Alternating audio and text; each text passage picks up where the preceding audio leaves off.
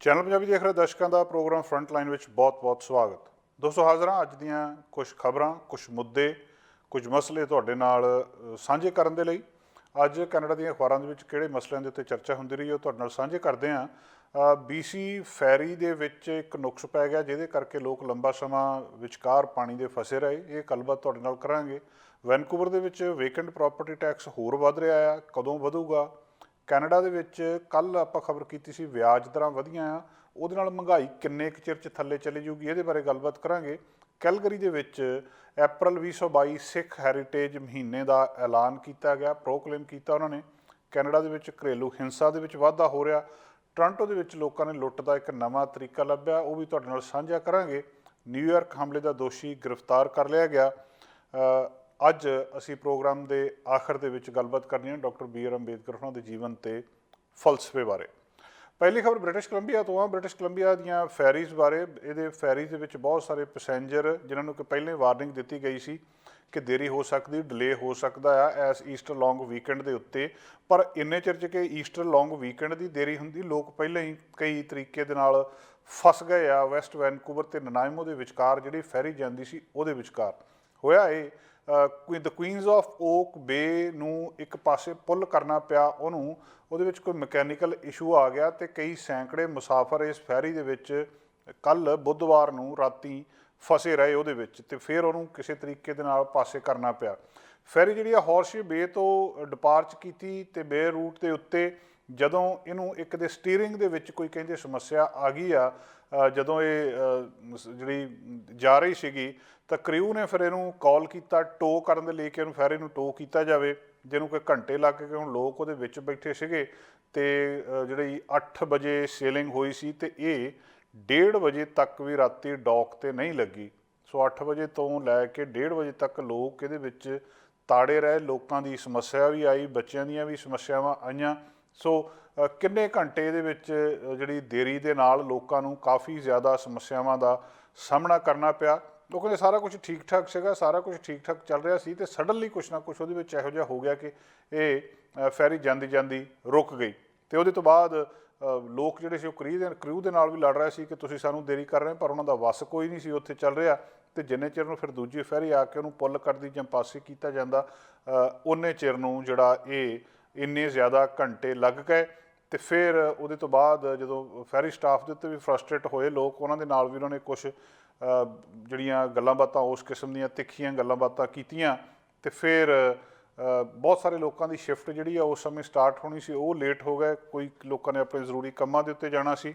ਇਹਦੇ ਨਾਲ ਭਾਵੇਂ ਕਿ ਇਹ ਇੱਕ ਟੈਂਪਰੇਰੀਲੀ ਇਸ਼ੂ ਸੀ ਜਿਹੜਾ ਸੋਲਵ ਹੋ ਜਾਣਾ, ਪਰ ਵੈਸੇ ਵੀ ਪਹਿਲਾਂ ਹੀ ਵਾਰਨਿੰਗ ਇਸ਼ੂ ਕੀਤੀ ਗਈ ਸੀ ਕਿ ਸਟਾਫਿੰਗ ਇਸ਼ੂ ਹੈਗਾ ਆ, ਸਟਾਫ ਨਹੀਂ ਮਿਲ ਰਿਹਾ ਅਤੇ ਉਹਦੇ ਕਰਕੇ ਕਾਫੀ ਜ਼ਿਆਦਾ ਪ੍ਰੋਬਲਮਸ ਆ ਰਹੀਆਂ ਆ, ਜਿਹਦੇ ਕਰਕੇ ਲੋਕਾਂ ਨੂੰ ਧਿਆਨ ਰੱਖਣ ਦੀ ਅਤੇ ਇਸ ਤਰ੍ਹਾਂ ਦੀ ਦੇਰੀ ਦੀ ਜਿਹੜੀ ਆਸ ਦੇ ਨਾਲ ਜਾਣਾ ਚਾਹੀਦਾ ਕਿ ਇਸ ਤਰ੍ਹਾਂ ਹੋ ਸਕਦਾ ਹੈ। ਇੱਕ ਨੋਟਿਸ ਇਹਨਾਂ ਨੇ ਦਿੱਤਾ ਸੀ ਕਿ ਵੀਕਐਂਡ ਦੇ ਉੱਤੇ ਅਪ੍ਰੈਲ 14 ਤੋਂ ਜਿਹੜੀ ਸੇਲਿੰਗ ਆ ਵੈਸਟ ਵੈਨਕੂਵਰ ਨੂੰ, ਉਹਦੇ ਉੱਤੇ ਇੰਪੈਕਟ ਪੈ ਸਕਦਾ ਰਿਟਰਨ ਸਰਵਿਸ ਦੇ ਉੱਤੇ। ਅਤੇ ਹੁਣ ਇਹ ਜਿਹੜੇ ਪੈਸੰਜਰ ਹੈਗੇ ਆ ਉਹ ਇਹਦੇ ਤੋਂ ਬਾਅਦ ਉਸ ਤਰੀਕੇ ਦੇ ਨਾਲ ਸੋਚ ਰਹੇ ਆ। ਸੋ ਫੈਰੀ ਜੇਕਰ ਵੈਨਕੂਵਰ ਤੋਂ ਆਈਲੈਂਡ ਦੇ ਉੱਤੇ ਤੁਸੀਂ ਜਾਂ ਸਨਸ਼ਾਈਨ ਕੋਸਟ ਦੇ ਉੱਤੇ ਜਾ ਰਹੇ ਆ ਤਾਂ ਵੀਕਐਂਡ ਦੇ ਉੱਤੇ ਇੱਕ ਵੱਡੀ ਸਮੱਸਿਆ ਬਣ ਸਕਦੀ ਹੈ ਤੁਹਾਡੇ ਲਈ।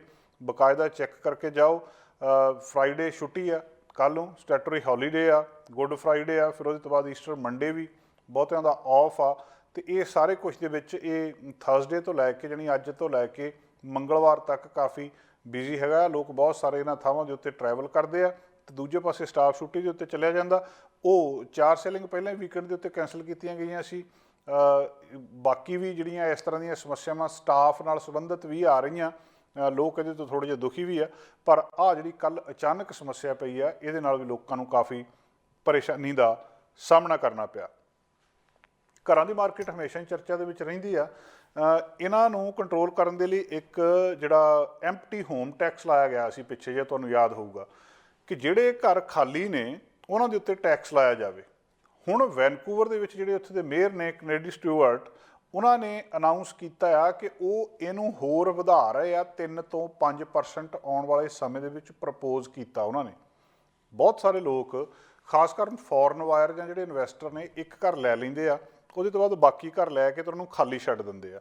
ਸਮੱਸਿਆ ਲੋਕਾਂ ਦੇ ਰਹਿਣ ਨੂੰ ਆ ਰਹੀ ਹੈ, ਕਈ ਘਰ ਖਾਲੀ ਪਏ ਆ ਤੇ ਕਈ ਲੋਕਾਂ ਨੂੰ ਰਹਿਣ ਦੇ ਲਈ ਨਹੀਂ ਲੱਭ ਰਿਹਾ। ਸਰਕਾਰ ਨੇ ਇਹਦੇ ਤਹਿਤ ਟੈਕਸ ਲਾਇਆ ਸੀਗਾ ਤੇ ਉਹ ਟੈਕਸ ਦੇ ਨਾਲ ਕਾਫੀ ਸਮੱਸਿਆ ਹੱਲ ਹੋਈ ਆ। ਤੇ ਹੁਣ ਜਿਹੜਾ ਵੈਨਕੂਵਰ ਆ ਇਹਦੇ ਵਿੱਚ ਇਸ ਟੈਕਸ ਨੂੰ ਵਧਾਉਣ ਦੀ ਗੱਲਬਾਤ ਉੱਥੋਂ ਦੀ ਮਿਊਨਿਸਪੈਲਿਟੀ ਕਰ ਰਹੀ ਆ। ਇਹ ਕਹਿ ਰਹੇ ਆ ਕਿ ਜਿਹੜੇ 2020 ਦੇ ਵਿੱਚ ਇਹ ਟੈਕਸ ਦੇ ਨਾਲ ਬਹੁਤ ਸਮੱਸਿਆ ਹੱਲ ਹੋਈ ਆ। $32 ਮਿਲੀਅਨ ਇਹ ਟੈਕਸ ਵਧਾਉਣ ਦੇ ਨਾਲ ਜਿਹੜਾ ਅਫੋਰਡੇਬਲ ਹਾਊਸਿੰਗ ਦੇ ਵਿੱਚ ਲਾਇਆ ਗਿਆ ਤੇ 4000 ਹੋਰ ਘਰ ਮਾਰਕੀਟ ਦੇ ਵਿੱਚ ਆ ਗਿਆ ਇਹਦੇ ਨਾਲ। ਮਤਲਬ ਜਿਹੜੇ ਲੋਕ ਪਹਿਲਾਂ ਖਾਲੀ ਘਰ ਰੱਖ ਕੇ ਟੈਕਸ ਪੇ ਕਰਦੇ ਸੀ ਉਹਨਾਂ ਨੇ ਉਹ ਘਰ ਰੈਂਟ ਤੇ ਦੇ ਦਿੱਤੇ ਜਾਂ ਕਿਸੇ ਨੂੰ ਦੇ ਦਿੱਤੇ, ਜਿਹਦੇ ਨਾਲ 4000 ਘਰ ਜਿਹੜਾ ਉਹ ਮਾਰਕੀਟ ਦੇ ਵਿੱਚ ਆ ਗਿਆ ਤੇ ਥੋੜ੍ਹੀ ਬਹੁਤੀ ਸਮੱਸਿਆ ਇਹਦੇ ਨਾਲ ਹੱਲ ਹੋਈ ਆ। ਕੌਂਸਲ ਜਿਹੜੀ ਇਹਦੇ ਉੱਤੇ ਡਿਬੇਟ ਐਕਸਪੈਕਟ ਕਰ ਰਹੀ ਹੈ। ਵੈਨਕੂਵਰ ਦੇ ਵਿੱਚ ਮੀਟਿੰਗ ਜਿਹੜੀ 26 ਤੇ 27 ਅਪ੍ਰੈਲ ਨੂੰ ਸਕੈਜੂਲ ਹੋਈ ਹੈ, ਉਹਦੇ ਵਿੱਚ ਇਹਦੇ ਉੱਤੇ ਬਹਿਸ ਹੋਊਗੀ। ਉਹਦੇ ਤੋਂ ਬਾਅਦ ਫੈਸਲਾ ਹੋਊਗਾ ਕਿ ਵੈਨਕੂਵਰ ਦੇ ਵਿੱਚ ਐਮਟੀ ਹੋਮ ਟੈਕਸ 3 ਤੋਂ 5% ਵਧਾਇਆ ਜਾਂਦਾ ਆ ਜਾਂ ਨਹੀਂ। ਬਹੁਤ ਸਾਰਾ ਡਾਟਾ ਰਿਲੀਜ਼ ਕੀਤਾ ਗਿਆ ਆ ਮੇਅਰ ਦੇ ਦਫ਼ਤਰ ਦੇ ਵਿੱਚੋਂ। ਉਹ ਦੱਸ ਰਿਹਾ ਆ ਕਿ ਇੱਕ ਵੇਕੈਂਟ ਪ੍ਰੋਪਰਟੀਜ਼ ਦਾ ਨੰਬਰ ਲਗਾਤਾਰ ਘਟ ਰਿਹਾ ਵੈਨਕੂਵਰ ਦੇ ਵਿੱਚ ਤੇ ਦੂਜੇ ਪਾਸੇ ਜਿਹੜਾ ਰੈਵਨਿਊ ਆ ਉਹ ਵਧ ਰਿਹਾ ਆ। ਹੁਣ ਜਦੋਂ ਜਿਹੜੀ ਡਿਕਲੇਅਰ ਕਰਨੀ ਪੈਂਦੀ ਆ ਪ੍ਰੋਪਰਟੀ ਤੇ ਉਹਦੇ ਨਾਲ ਇਹ ਸਮੱਸਿਆਵਾਂ ਹੱਲ ਹੋ ਰਹੀਆਂ। ਟੈਕਸ ਵਧਾਉਣ ਦੇ ਨਾਲ ਜਿਹੜਾ ਕਿ ਪਿਛਲੀ ਇਲੈਕਸ਼ਨ ਦੇ ਵਿੱਚ ਮੇਅਰ ਨੇ ਪ੍ਰੋਮਿਸ ਕੀਤਾ ਸੀ ਵੈਨਕੂਵਰ ਦੇ ਵਿੱਚ, ਉਹਦੇ ਨਾਲ ਜਿਹੜੀ ਇਹ ਕਾਫੀ ਜ਼ਿਆਦਾ ਫਰਕ ਪੈਣ ਦੀ ਸੰਭਾਵਨਾ ਲੱਗਦੀ ਆ। ਦੂਜੇ ਪਾਸੇ ਅਜੇ ਵੀ ਵੈਨਕੂਵਰ ਦੇ ਵਿੱਚ ਕਈ ਸੈਂਕੜੇ ਘਰ ਆ ਜਿਹੜੇ ਵੇਕੈਂਟ ਡਿਕਲੇਅਰ ਕੀਤੇ ਗਏ ਆ ਤੇ ਜਿਹੜੇ ਹਜ਼ਾਰਾਂ ਹੀ ਕੁਛ ਇਹੋ ਜਿਹੇ ਘਰ ਆ ਜਿਹੜੇ ਹੈਗੇ ਵੇਕੈਂਟ ਆ, ਐਮਟੀ ਆ, ਪਰ ਉਹ ਐਗਜ਼ੰਪਸ਼ਨ ਦੇ ਲਈ ਕਹਿ ਰਹੇ ਆ ਕਿ ਅਸੀਂ ਇਹਨਾਂ ਸਮੱਸਿਆ ਕਰਕੇ ਘਰਾਂ ਨੂੰ ਨਹੀਂ ਚਾੜ ਸਕੇ, ਕਿਰਾਏ ਤੇ ਜਾ ਨਹੀਂ ਕਰ ਸਕੇ, ਸਾਨੂੰ ਐਗਜ਼ੰਪਟ ਕੀਤਾ ਜਾਵੇ, ਇਹਦੇ ਤੋਂ ਸਾਨੂੰ ਛੋਟ ਦਿੱਤੀ ਜਾਵੇ। ਤੇ ਹੁਣ ਜਿਹੜੀ ਜੇ ਤੁਸੀਂ ਨਹੀਂ ਡਿਕਲੇਅਰ ਕਰਦੇ ਤਾਂ ਤੁਹਾਨੂੰ $250 ਦੀ ਟਿਕਟ ਇਸ਼ੂ ਕੀਤੀ ਜਾਂਦੀ ਹੈ ਵੀ ਐਮਟੀ ਹੋਮ ਜਿਹੜਾ ਡਿਕਲੇਅਰ ਨਹੀਂ ਕਰਦੇ ਤੇ ਉਹਦੇ ਤੋਂ ਬਾਅਦ ਤੁਹਾਡਾ ਟੈਕਸ ਵੀ ਉਹਦੇ ਉੱਤੇ ਅਪਲਾਈ ਕੀਤਾ ਜਾਂਦਾ ਹੈ। ਸੋ ਇਸ ਵੇਲੇ ਸਿਟੀ ਆਫ ਵੈਨਕੂਵਰ ਜਿਹੜੀ ਆ ਉਹ ਇਸ ਮਾਮਲੇ ਦੇ ਵਿੱਚ ਦੇਖ ਰਹੀ ਹੈ ਤੇ 722 ਕੰਪਲੇਂਟਾਂ ਉਹਦੇ ਕੋਲ ਹੈਗੀਆਂ ਜਿਹੜੀਆਂ 2020 ਦੀਆਂ ਆਡਿਟ ਹੋ ਰਹੀਆਂ ਆ। ਹੋ ਸਕਦਾ ਹੁਣ ਆਉਣ ਵਾਲੇ ਦਿਨਾਂ ਦੇ ਵਿੱਚ ਵੈਨਕੂਵਰ ਦੇ ਵਿੱਚ ਵੇਕੈਂਟ ਪ੍ਰੋਪਰਟੀ ਟੈਕਸ ਵੱਧ ਜਾਵੇ ਤੇ ਹੋਰ ਲੋਕਾਂ ਨੂੰ ਜਿਹੜੀ ਆ ਕੁਝ ਲੋਕਾਂ ਨੂੰ ਪਰੇਸ਼ਾਨੀ ਵੀ ਹੋ ਸਕਦੀ ਹੈ, ਪਰ ਓਵਰਆਲ ਸ਼ਹਿਰ ਦੇ ਲਈ ਤੇ ਬਹੁਤੇ ਲੋਕਾਂ ਦੇ ਲਈ ਇੱਕ ਚੰਗੀ ਚੀਜ਼ ਹੋਏਗੀ। ਕੱਲ੍ਹ ਆਪਾਂ ਤੁਹਾਡੇ ਨਾਲ ਇਹ ਖਬਰ ਸਾਂਝੀ ਕੀਤੀ ਸੀ ਕਿ ਬੈਂਕ ਆਫ ਕੈਨੇਡਾ ਨੇ ਆਪਣਾ ਇੰਟਰਸਟ ਰੇਟ 0.5 ਵਧਾ ਦਿੱਤਾ ਆ ਤੇ ਇਹਦਾ ਕਾਰਨ ਇੱਕੋ ਇੱਕ ਦੱਸਿਆ ਜਾ ਰਿਹਾ ਸੀ ਕਿ ਸਰਕਾਰ ਮਹਿੰਗਾਈ ਨੂੰ ਰੋਕਣਾ ਚਾਹੁੰਦੀ ਆ। ਹੁਣ ਇੱਕ ਜਿਹੜੀ ਉਹਦੇ ਤੋਂ ਬਾਅਦ ਅੱਜ ਤੱਕ ਇਹ ਚਰਚਾ ਚੱਲ ਰਹੀ ਹੈ ਕਿਉਂਕਿ ਪਿਛਲੇ 20-22 ਸਾਲ ਦੇ ਵਿੱਚ ਪਹਿਲੀ ਵਾਰੀ ਹੋਇਆ ਕਿ 0.25% ਤੋਂ ਜ਼ਿਆਦਾ ਟੈਕਸ ਇੱਕਦਮ ਵਧਾਇਆ ਬੈਂਕ ਆਫ ਕੈਨੇਡਾ ਨੇ। ਤੇ ਚਰਚਾ ਲੋਕਾਂ ਦੇ ਵਿੱਚ ਤੇ ਅਖਬਾਰਾਂ ਦੇ ਵਿੱਚ ਤੇ ਜਿਹੜੇ ਕ੍ਰਿਟਿਕ ਨੇ, ਅਰਥ ਸ਼ਾਸਤਰੀ ਨੇ, ਉਹ ਇਹ ਕਰ ਰਹੇ ਆ ਕਿ ਇਹਨੂੰ ਮਹਿੰਗਾਈ ਨੂੰ ਕੰਟਰੋਲ ਕਰਨ ਦੇ ਲਈ ਇਹ ਜਿਹੜਾ ਇੰਟਰਸਟ ਰੇਟ ਵਧਾਇਆ ਗਿਆ, ਕੀ ਇਹਦੇ ਨਾਲ ਮਹਿੰਗਾਈ ਕੰਟਰੋਲ ਹੋ ਜਾਊਗੀ? ਜੇ ਹੋ ਜਾਊਗੀ ਤਾਂ ਕਦੋਂ ਤੱਕ ਹੋਊਗੀ? ਮਾਹਰ ਇਹ ਦੱਸ ਰਹੇ ਆ ਕਿ ਇਹਨੂੰ ਇੱਦਾਂ ਨਾ ਮੰਨਿਆ ਜਾਵੇ ਕਿ ਕੱਲ੍ਹ ਇਹ ਜਿਹੜਾ ਇੰਟਰਸਟ ਰੇਟ ਆ ਉਹ ਵਧਾ ਦਿੱਤਾ ਤੇ ਇਹਦੇ ਨਾਲ ਹੁਣੇ ਹੀ ਮਹਿੰਗਾਈ ਦੇ ਉੱਤੇ ਕਾਬੂ ਪੈ ਜਾਣਾ। ਉਹ ਕਹਿੰਦੇ ਘੱਟੋ ਘੱਟ ਸਾਲ, 1.5 ਸਾਲ ਇਹਦਾ ਅਸਰ ਹੋਣ ਨੂੰ ਲੱਗ ਜਾਣਾ ਆ। ਉਹਦੇ ਤੋਂ ਬਾਅਦ ਤੁਸੀਂ ਆਸ ਕਰ ਸਕਦੇ ਆ ਕਿ ਇਨਫਲੇਸ਼ਨ ਥੋੜ੍ਹੀ ਬਹੁਤੀ ਕੰਟਰੋਲ ਦੇ ਵਿੱਚ ਆਵੇ। 2000 ਤੋਂ ਬਾਅਦ 22 ਸਾਲਾਂ ਬਾਅਦ ਪਹਿਲੀ ਵਾਰੀ ਬੈਂਕ ਆਫ ਕੈਨੇਡਾ ਨੇ ਜਿਹੜਾ ਇਹ ਓਵਰਨਾਈਟ ਰੇਟ ਆ 50 ਬੇਸਿਸ ਪੁਆਇੰਟ ਵਧਾਇਆ ਆ। 50 ਬੇਸਿਸ ਪੁਆਇੰਟ ਤੋਂ 1% ਜਿਹੜਾ ਬੁੱਧਵਾਰ ਨੂੰ ਕੱਲ੍ਹ ਇਹ ਵਧਾਇਆ ਆ। ਤੇ ਸਿੱਧਾ ਇਹਦਾ ਮਤਲਬ ਇਹੀ ਆ ਕਿ ਲੋਕ ਸੇਵਿੰਗ ਕਰਨ। ਜਿਹੜੀ ਬੋਰੋਇੰਗ ਆ ਉਹਨੂੰ ਡਿਸਕਰੇਜ ਕਰਨ ਦਾ ਇਹਦਾ ਇੱਕ ਪਰਪਸ ਹੁੰਦਾ ਬੈਂਕ ਆਫ ਕੈਨੇਡਾ ਦਾ ਜਾਂ ਸਰਕਾਰਾਂ ਦਾ ਕਿ ਲੋਕ ਕਰਜ਼ਾ ਨਾ ਲੈਣ, ਆਪਣੇ ਪੈਸੇ ਨੂੰ ਸੇਵ ਕਰਨ, ਤਾਂ ਮਹਿੰਗਾਈ ਘਟ ਸਕਦੀ ਹੈ। ਤੇ ਉਹ ਲੋਨ ਨਾ ਲੈਣ, ਬੋਰੋ ਨਾ ਕਰਨ, ਇਸ ਕੰਮ ਦੇ ਲਈ ਜਿਹੜੀ ਇੰਟਰਸਟ ਆ ਉਹਨੂੰ ਵਧਾ ਦਿੱਤਾ ਜਾਂਦਾ। ਤੇ ਹੁਣ ਜਿਹੜੀ ਸਪੈਂਡਿੰਗ ਵੀ ਘੱਟ ਕਰਨ ਉਹਨੂੰ ਵੀ ਡਿਸਕਰੇਜ ਕੀਤਾ ਜਾਂਦਾ ਕਿ ਜਿੰਨਾ ਲੋਕਾਂ ਨੂੰ ਵਿਆਜ ਸਸਤਾ ਮਿਲ ਰਿਹਾ ਉਹਨਾਂ ਵਿਆਜ 'ਤੇ ਪੈਸਾ ਲੈ ਕੇ ਜ਼ਿਆਦਾ ਖਰਚਣਗੇ, ਚਾਹੇ ਉਹ ਗੱਡੀ ਲੈਣੀ, ਚਾਹੇ ਘਰ ਲੈਣਾ ਜਾਂ ਦੂਜੀਆਂ ਚੀਜ਼ਾਂ ਲੈਣੀਆਂ। ਤੇ ਸਰਕਾਰ ਚਾਹੁੰਦੀ ਆ ਲੋਕ ਹੁਣ ਸਪੈਂਡ ਨਾ ਕਰਨ। ਜਦੋਂ ਲੋਕਾਂ ਦੇ ਕੋਲ ਪੈਸਾ ਨਹੀਂ ਸੀ, ਨੌਕਰੀਆਂ ਚਲੇ ਗਈਆਂ ਸੀ, ਪੈਂਡੈਮਿਕ ਵਿੱਚ ਕੰਮ ਬੰਦ ਹੋ ਗਏ ਸੀ, ਉਸ ਵੇਲੇ ਇਹ ਸਰਕਾਰ ਚਾਹੁੰਦੀ ਆ ਕਿ ਇਹ ਲੋਕ ਪੈਸਾ ਖਰਚਣ ਦੇ ਲਈ ਉਹਨਾਂ ਕੋਲ ਪੈਸਾ ਹੈ ਨਹੀਂ। ਇਸ ਕਰਕੇ ਉਹਨਾਂ ਨੇ ਵਿਆਜ ਘਟਾ ਕੇ ਕਰਜ਼ਾ ਲੈਣਾ ਸੌਖਾ ਕਰ ਦਿੱਤਾ ਕਿ ਤੁਸੀਂ ਲੋਨ ਲੈ ਲਓ, ਉਹਦੇ 'ਤੇ ਵਿਆਜ ਬਹੁਤ ਘੱਟ ਆ ਤਾਂ ਕਿ ਮਾਰਕੀਟ ਚੱਲਦੀ ਰਹੇ, ਲੋਕ ਖਰਚਦੇ ਰਹਿਣ। ਤੇ ਹੁਣ ਉਹਦੇ ਤੋਂ ਉਲਟਾ ਕੀਤਾ ਜਾ ਰਿਹਾ। ਤੇ ਕਿਹਾ ਇਹ ਗਿਆ ਹੁਣ ਕਿ ਇਹ ਕੋਈ ਔਨ ਆਫ ਦਾ ਬਟਨ ਨਹੀਂ ਹੈ ਕਿ ਜਿਹੜਾ ਇੱਕਦਮ ਇਹਦਾ ਅਸਰ ਹੋ ਜਾਊਗਾ। ਇਹਨੂੰ ਹੌਲੀ ਹੌਲੀ ਜਿਹੜਾ ਇਹਦੇ ਉੱਤੇ ਅਸਰ ਪਊਗਾ ਤੇ ਸਾਲ ਤੋਂ ਜ਼ਿਆਦਾ ਲੱਗ ਸਕਦਾ ਇਹ ਸਾਰੇ ਕੁਛ ਦੇ ਵਿੱਚ ਇਸ ਠੀਕ ਠਾਕ ਹੋਣ ਦੇ ਲਈ। ਸੋ ਦੋਵੇਂ ਤਰ੍ਹਾਂ ਦੇ ਜਿਹੜੇ ਸ਼ਾਰਟ ਟਰਮ ਪਲਾਨ ਤੇ ਲੌਂਗ ਟਰਮ ਪਲਾਨ ਆ ਉਹਦੇ ਉੱਤੇ ਕੰਮ ਕੀਤਾ ਜਾਂਦਾ। ਅਗਲਾ ਸਾਲ ਤੇ ਫਿਰ ਹੋਰ ਅੱਧਾ ਸਾਲ ਇਹਨੂੰ ਠੀਕ ਠਾਕ ਹੋਣ ਦੇ ਲਈ ਬੈਂਕ ਇੰਟਰਸਟ ਰੇਟ ਜਿਹੜੇ ਹਾਲਾਂਕਿ ਉਦੋਂ ਤੱਕ ਹੋਰ ਉੱਤੇ ਵੀ ਜਾਈ ਜਾਣੇ ਆ, ਤੇ 5.7% ਦੇ ਉੱਤੇ ਫਰਵਰੀ ਦੇ ਵਿੱਚ ਇਨਫਲੇਸ਼ਨ ਸੀਗੀ, ਮਹਿੰਗਾਈ ਜਿਹੜੀ ਕਿ ਪਿਛਲੇ 30 ਸਾਲਾਂ ਦੇ ਵਿੱਚ ਕਦੇ ਨਹੀਂ ਸੀ ਹੋਈ, ਜਿਹੜੀ ਇਸ ਵੇਲੇ ਹੋਈ ਆ। ਇਸੇ ਤਰ੍ਹਾਂ ਜਿਹੜੀ US ਦੇ ਵਿੱਚ ਇਨਫਲੇਸ਼ਨ ਆ ਮਾਰਚ ਦੇ ਵਿੱਚ 40 ਸਾਲਾਂ ਦੇ ਵਿੱਚ ਇੰਨੀ ਨਹੀਂ ਹੋਈ, ਉੱਥੇ 8.5% ਦੇ ਉੱਤੇ ਪਹੁੰਚ ਗਈ ਸੀ। ਸੋ ਇਹ ਸਾਰੀਆਂ ਜਿਹੜੀਆਂ ਰੈਕਡ ਇਨਫਲੇਸ਼ਨ ਆ, ਇਹਦੇ ਬਾਵਜੂਦ ਵੀ ਜਿਹੜੀ ਲੇਬਰ ਦੀ ਡਿਮਾਂਡ ਵੀ ਆ, ਸਮਾਨ ਦੀ ਡਿਮਾਂਡ ਵੀ ਆ, ਉਹ ਲਗਾਤਾਰ ਹਾਈ ਰਹੀ ਆ, ਇਹ ਘੱਟ ਨਹੀਂ ਰਹੀ। ਤੇ ਉਹਨੂੰ ਹੁਣ ਘੱਟ ਕਰਨ ਦੇ ਲਈ ਇੰਟਰਸਟ ਰੇਟ ਵਧੇ ਆ, ਤੇ ਚਰਚਾ ਇਹ ਚੱਲ ਰਹੀ ਆ ਕਿ ਇਹਦਾ ਸਿੱਧਾ ਅਸਰ ਇੱਕਦਮ ਲੋਕਾਂ ਦੇ ਉੱਤੇ ਸ਼ਾਇਦ ਨਾ ਪਵੇ, ਥੋੜ੍ਹਾ ਜਿਹਾ ਸਮਾਂ ਲੱਗੂਗਾ, ਉਹਦੇ ਤੋਂ ਬਾਅਦ ਇਹ ਮਹਿੰਗਾਈ ਜ਼ਰੂਰ ਘੱਟ ਜਾਊਗੀ। ਮੰਗਲਵਾਰ ਨੂੰ ਇੱਕ ਬਹੁਤ ਇਤਿਹਾਸਿਕ ਪਲ ਸੀਗੇ ਕੈਲਗਰੀ ਸਿਟੀ ਹਾਲ ਦੇ ਵਿੱਚ, ਜਦੋਂ ਉੱਥੋਂ ਦੇ ਮੇਅਰ ਨੇ ਪ੍ਰੋਕਲੇਮ ਕੀਤਾ ਅਪ੍ਰੈਲ 2022 ਸਿੱਖ ਹੈਰੀਟੇਜ ਮੰਥ। ਪੂਰੇ ਕੈਨੇਡਾ ਦੇ ਵਿੱਚ ਇਹ ਮਹੀਨਾ ਸਿੱਖ ਵਿਰਾਸਤੀ ਮੰਥ ਵਜੋਂ ਮਹੀਨੇ ਵਜੋਂ ਮਨਾਇਆ ਜਾਂਦਾ ਆ। ਕੈਲਗਰੀ ਦੇ ਵਿੱਚ ਸਿਟੀ ਨੇ ਇਹਨੂੰ ਅਪ੍ਰੈਲ 2022 ਨੂੰ ਸਿੱਖ ਹੈਰੀਟੇਜ ਮੰਥ ਵਜੋਂ ਪ੍ਰੋਕਲੇਮ ਕੀਤਾ ਹੈ। ਉਹਦੇ ਵਿੱਚ ਸਿੱਖ ਧਰਮ ਦੇ ਲੋਕਾਂ ਦੀ ਕੈਨੇਡਾ ਦੇ ਵਿੱਚ ਦੇਣ, ਉਹਨਾਂ ਦੇ ਯੋਗਦਾਨ ਦੇ ਬਾਰੇ ਚਰਚਾ ਕੀਤੀ ਗਈ ਹੈ। ਚਰਚਾ ਅਕਸਰ ਚੱਲਦੀ ਰਹਿੰਦੀ ਆ, ਪਰ ਕਿਸੇ ਸਿਟੀ ਵੱਲੋਂ ਉੱਥੋਂ ਦੀ ਮੇਅਰ ਜੋਤੀ ਗੌਂਡੇਕ ਉਹਨਾਂ ਦੇ ਵੱਲੋਂ ਕੌਂਸਲ ਮੀਟਿੰਗ ਦੇ ਵਿੱਚ ਇਹਦੀ ਅਨਾਊਂਸਮੈਂਟ ਕਰਨੀ ਤੇ ਇਹਨੂੰ ਅਕਨੌਲੇਜ ਕਰਨਾ, ਇਹ ਸਾਰੇ ਜਿਹੜੇ ਔਰ ਉਹ ਵੀ ਪੰਜਾਬੀ ਦੇ ਵਿੱਚ ਅਕਨੌਲੇਜ ਕਰਨਾ, ਇਹ ਇੱਕ ਬਹੁਤ ਵੱਡੀ ਗੱਲ ਆ, ਇਤਿਹਾਸਿਕ ਗੱਲ ਆ। ਉੱਥੋਂ ਦੇ ਕੌਂਸਲਰ ਰਾਜ ਧਾਲੀਵਾਲ ਉਹਨਾਂ ਨੇ ਐਮਫੇਸਾਈਜ਼ ਕੀਤਾ ਇਸ ਪੁਆਇੰਟ ਦੇ ਉੱਤੇ, ਜਿਹੜੀ ਸਿੱਖ ਕਮਿਊਨਿਟੀ ਆ ਇਹਦੇ ਕੈਲਗਰੀ ਦੇ ਨਾਲ ਕਿਸ ਤਰੀਕੇ ਦਾ ਬੌਂਡ ਆ, ਕਿਸ ਤਰੀਕੇ ਦੇ ਨਾਲ ਇਹਨਾਂ ਦੀ ਦੇਣ ਆ। ਜਿਹੜੀ ਕੈਲਗਰੀ ਅੱਜ ਇਹ ਸ਼ਹਿਰ ਅਲਬਰਟਾ ਦਾ ਜੋ ਹੈਗਾ, ਇਹਨੂੰ ਅੱਜ ਦਾ ਸ਼ਹਿਰ ਬਣਾਉਣ ਦੇ ਵਿੱਚ ਬਹੁਤ ਵੱਡੀ ਕੰਟਰੀਬਿਊਸ਼ਨ ਸਿੱਖਾਂ ਦੀ ਇਸ ਸ਼ਹਿਰ ਦੀ ਪ੍ਰੋਸਪੈਰਿਟੀ ਦੇ ਵਿੱਚ, ਖੁਸ਼ਹਾਲੀ ਦੇ ਵਿੱਚ, ਇੱਥੋਂ ਦੇ ਕਲਚਰ ਦੇ ਵਿੱਚ, ਇੱਥੋਂ ਦੇ ਹੈਰੀਟੇਜ ਦੇ ਵਿੱਚ, ਤੇ ਇਸ ਸ਼ਹਿਰ ਨੂੰ ਅੱਜ ਵਰਗਾ ਬਣਾਉਣ ਦੇ ਲਈ ਉਹਨਾਂ ਦਾ ਇਹਦੇ ਵਿੱਚ ਬਹੁਤ ਯੋਗਦਾਨ ਆ। ਰਾਜ ਧਾਲੀਵਾਲ ਨੇ ਇਹ ਵੀ ਐਕਸਪਲੇਨ ਕੀਤਾ ਕਿ ਜਿਹੜੇ ਸਿੱਖ ਧਰਮ ਦੇ ਪ੍ਰਿੰਸੀਪਲਸ ਨੇ ਉਹ ਕਿਸ ਤਰੀਕੇ ਦੇ ਨਾਲ ਜਿਹੜੇ ਲੋਕ ਉਹਨਾਂ ਨੂੰ ਫੋਲੋ ਕਰਦੇ ਆ, ਤੇ ਇੱਥੇ ਇਹ ਵੀ ਆ ਕਿ ਕਿਸ ਤਰੀਕੇ ਦੇ ਨਾਲ ਸਿੱਖਾਂ ਨੇ ਇਸ ਪੈਂਡੈਮਿਕ ਦੇ ਦੌਰਾਨ ਇੱਥੇ ਮਤਲਬ ਫਰੰਟ ਲਾਈਨ ਵਰਕਰਸ ਦੇ ਨਾਲ ਵਲੰਟੀਅਰ ਖੜੇ ਹੋ ਕੇ ਜਿਹੜਾ ਸਾਥ ਦਿੱਤਾ ਆ। ਇਸ ਜਿਹੜਾ ਦਸ਼ਮੇਸ਼ ਕਲਚਰਲ ਸੈਂਟਰ ਦਾ ਖਾਸ ਤੌਰ ਦੇ ਉੱਤੇ ਉਹਨਾਂ ਨੇ ਜ਼ਿਕਰ ਕੀਤਾ, ਜਿਹੜੀ ਉਹਨਾਂ ਨੇ ਕੈਂਪੇਨ ਸਟਾਰਟ ਕੀਤੀ ਸੀ, ਨੋ ਹੰਗਰੀ ਟਮੀ ਪ੍ਰੋਗਰਾਮ ਇੱਕ ਸਟਾਰਟ ਕੀਤਾ ਸੀ, ਜਿਹਦੇ ਨਾਲ ਹਜ਼ਾਰਾਂ ਹੀ ਜਿਹੜੇ ਖਾਣੇ ਸੀਗੇ ਉਹ ਉੱਥੋਂ ਕੋਵਿਡ-19 ਦੇ ਇਸ ਕ੍ਰਾਈਸਿਸ ਦੇ ਵਿੱਚ ਲੋਕਾਂ ਨੂੰ ਭੋਜਨ ਦਿੱਤਾ ਗਿਆ। ਇਹ ਪ੍ਰੋਕਲੇਮੇਸ਼ਨ ਨੂੰ ਇੱਕ ਬਹੁਤ ਵੱਡਾ ਦਿਨ, ਮਹਾਨ ਦਿਨ ਕੈਲਗਰੀ ਦੇ ਇਤਿਹਾਸ ਦੇ ਵਿੱਚ ਦੱਸਿਆ ਜਾ ਰਿਹਾ।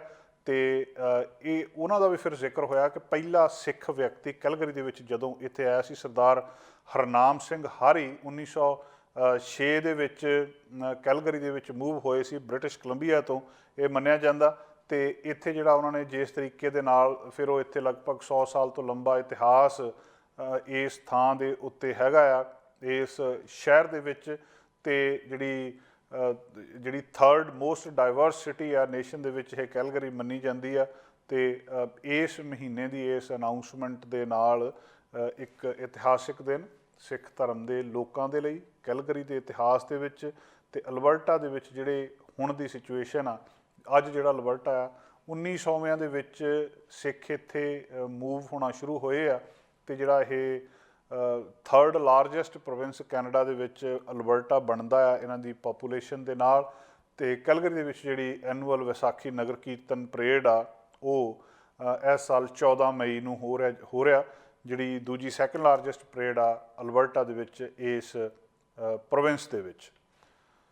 ਇੱਕ ਖਬਰ ਹੋਰ ਬਹੁਤ ਚਰਚਾ ਦੇ ਵਿੱਚ ਆ, ਇਹ ਖਬਰ ਬਹੁਤ ਮਹੱਤਵਪੂਰਨ ਆ ਕਿ ਕੈਨੇਡਾ ਦੇ ਵਿੱਚ ਡੋਮੈਸਟਿਕ ਵਾਇਲੈਂਸ ਲਗਾਤਾਰ ਵੱਧ ਰਹੀ ਆ। ਜਿੱਥੇ ਇੱਕ ਪੈਂਡੈਮਿਕ ਫੈਲੀ ਆ, ਉੱਥੇ ਔਰਤਾਂ ਦੇ ਉੱਤੇ ਹੋ ਰਹੀ ਹਿੰਸਾ, ਖਾਸ ਕਰ ਉਹਨਾਂ ਦੇ ਉੱਤੇ ਹੋ ਰਹੀ ਘਰੇਲੂ ਹਿੰਸਾ ਨੇ ਬਹੁਤ ਸਾਰੇ ਸਵਾਲ ਖੜੇ ਕਰ ਦਿੱਤੇ ਆ। ਕੈਲਗਰੀ ਦੇ ਵਿੱਚ ਹੋਇਆ ਇੱਕ ਪਿੱਛੇ ਜਿਹੇ ਕਤਲ ਇਸ ਚਰਚਾ ਦਾ ਕਾਰਨ ਬਣਿਆ ਆ, ਔਰ ਲਗਾਤਾਰ ਆਪਣੇ ਪਾਰਟਨਰ ਦੁਆਰਾ ਜਿਹੜੇ ਕੀਤੇ ਜਾ ਰਹੇ ਕਤਲ ਆ, ਹਰ 6 ਦਿਨਾਂ ਬਾਅਦ ਕੈਨੇਡਾ ਦੇ ਵਿੱਚ ਇੱਕ ਔਰਤ ਦਾ ਕਤਲ ਹੋ ਰਿਹਾ, ਤੇ ਕਤਲ ਕਰ ਰਿਹਾ ਉਹਦਾ ਪਾਰਟਨਰ, ਉਹਦਾ ਹਸਬੈਂਡ, ਉਹਦੇ ਨਾਲ ਰਹਿਣ ਵਾਲਾ ਵਿਅਕਤੀ। ਇਹ ਵੀ ਦੱਸਿਆ ਜਾ ਰਿਹਾ ਕਿ ਇੰਨਾ ਜ਼ਿਆਦਾ ਇਹਦਾ ਅਸਰ ਆਲੇ ਦੁਆਲੇ ਹੋ ਰਿਹਾ, ਬੱਚੇ ਜਿਹੜੇ ਇਸ ਵਾਇਲੈਂਸ ਨੂੰ ਘਰਾਂ ਦੇ ਵਿੱਚ ਦੇਖ ਰਹੇ ਆ, ਉਹਨਾਂ ਦੇ ਵਿੱਚ ਮਾਨਸਿਕ ਵਿਗਾੜ ਪੈਦਾ ਹੋਣ ਦੇ ਚਾਂਸਸ ਕਿੰਨੇ ਗੁਣਾ ਜ਼ਿਆਦਾ ਹੋ ਜਾਂਦੇ ਆ ਉਹਨਾਂ ਬੱਚਿਆਂ ਦੇ ਮੁਕਾਬਲੇ ਜਿਹੜੇ ਘਰਾਂ ਦੇ ਵਿੱਚ ਘਰੇਲੂ ਹਿੰਸਾ ਨਹੀਂ ਦੇਖ ਰਹੇ। ਲਗਾਤਾਰ ਜਿਹੜਾ ਹੈਲਪਲਾਈਨ ਨੰਬਰ ਦੇ ਉੱਤੇ ਕੈਨੇਡਾ ਦੇ ਵਿੱਚ ਦੱਸਦੇ ਆ ਕਿ ਉਸ ਫੋਨ ਨੂੰ ਸਾਹ ਨਹੀਂ ਆਉਂਦਾ, ਡੋਮੈਸਟਿਕ ਵਾਇਲੈਂਸ ਵਾਲੇ ਨੂੰ ਲਗਾਤਾਰ ਕਾਲਸ ਆਉਂਦੀਆਂ ਕਿ ਇੱਥੇ ਇਸ ਔਰਤ ਦੇ ਨਾਲ ਧੱਕਾ ਹੋ ਗਿਆ, ਇੱਥੇ ਇਹਦੇ ਨਾਲ ਜ਼ੁਲਮ ਹੋ ਗਿਆ। ਔਰ ਦੱਸਦੇ ਆ ਕਿ 7.4 ਬਿਲੀਅਨ ਡਾਲਰ ਜਿਹੜੇ ਆ ਜਦੋਂ ਇਹ ਰੌਲੇ ਪੈਂਦੇ ਆ, ਇਹਦੇ ਤੋਂ ਬਾਅਦ ਸਪਾਊਜ਼ਲ ਵਾਇਲੈਂਸ ਦੇ ਉਹਦੇ ਤੋਂ ਬਾਅਦ ਇਹਨੂੰ ਠੀਕ ਠਾਕ ਕਰਨ ਦੇ ਵਿੱਚ ਖਰਚਾ ਜਿਹੜਾ ਆਉਂਦਾ ਆ। ਇਹ ਵੀ ਦੱਸਿਆ ਜਾ ਰਿਹਾ ਹੈ ਕਿ 10 ਔਰਤਾਂ ਦੇ ਵਿੱਚੋਂ 4 ਔਰਤਾਂ ਨੇ ਆਪਣੇ ਪਾਰਟਨਰ ਦੁਆਰਾ ਕਿਤੇ ਨਾ ਕਿਤੇ ਜੀਵਨ ਦੇ ਵਿੱਚ ਵਾਇਲੈਂਸ ਨੂੰ ਐਕਸਪੀਰੀਅੰਸ ਕੀਤਾ ਆ, ਇਹਦਾ ਉਹ ਸ਼ਿਕਾਰ ਹੋਈ ਆ। 10 ਦੇ ਵਿੱਚੋਂ 4 ਔਰਤਾਂ ਕੈਨੇਡਾ ਦੇ ਵਿੱਚ ਰਹਿਣ ਵਾਲੀਆਂ, ਬਹੁਤ ਵੱਡਾ ਅੰਕੜਾ ਆ। 2018 ਦੇ ਵਿੱਚ ਇੱਕ ਅੰਕੜੇ ਸਾਹਮਣੇ ਆਏ ਸੀ ਕਿ 44% ਔਰਤਾਂ ਨੇ ਰਿਪੋਰਟ ਕੀਤਾ ਸੀ ਕਿ ਉਹਨਾਂ ਨੇ ਕਿਸੇ ਨਾ ਕਿਸੇ ਤਰ੍ਹਾਂ ਦਾ ਸਾਈਕੋਲੋਜੀਕਲ, ਫਿਜ਼ੀਕਲ ਜਾਂ ਸੈਕਸ਼ੂਅਲ ਵਾਇਲੈਂਸ ਉਹਨਾਂ ਦੇ ਪਾਰਟਨਰ ਨੇ ਉਹਨਾਂ ਦੇ ਜੀਵਨ ਦੇ ਵਿੱਚ ਉਹਨਾਂ ਨੇ ਕੀਤੀ ਆ। ਗੱਲਬਾਤ ਕਿੱਥੋਂ ਸਾਹਮਣੇ ਆਈ ਸੀ? 23 ਸਾਲਾਂ ਦੀ ਇੱਕ ਔਰਤ ਦੀ ਮੌਤ ਹੋ ਗਈ ਜਿਹੜੀ ਡੋਮੈਸਟਿਕ ਵਾਇਲੈਂਸ ਸੀ ਇਹਦੇ ਨਾਲ ਕੈਲਗਰੀ ਦੇ ਨਾਰਥ ਈਸਟ ਇਲਾਕੇ ਦੇ ਵਿੱਚ। ਮਾਮਲਾ ਕਤਲ ਦਾ ਸੀ, ਕਤਲ ਹੋ ਗਿਆ ਸੀ। ਕਤਲ ਤੋਂ ਬਾਅਦ ਹੁਣ ਜਿਹੜੀ ਅੱਜ ਗੱਲਬਾਤ ਸਾਹਮਣੇ ਆਈ ਹੈ ਕਿ ਇਹ ਮਾਮਲਾ ਡੋਮੈਸਟਿਕ ਵਾਇਲੈਂਸ ਦਾ ਆ।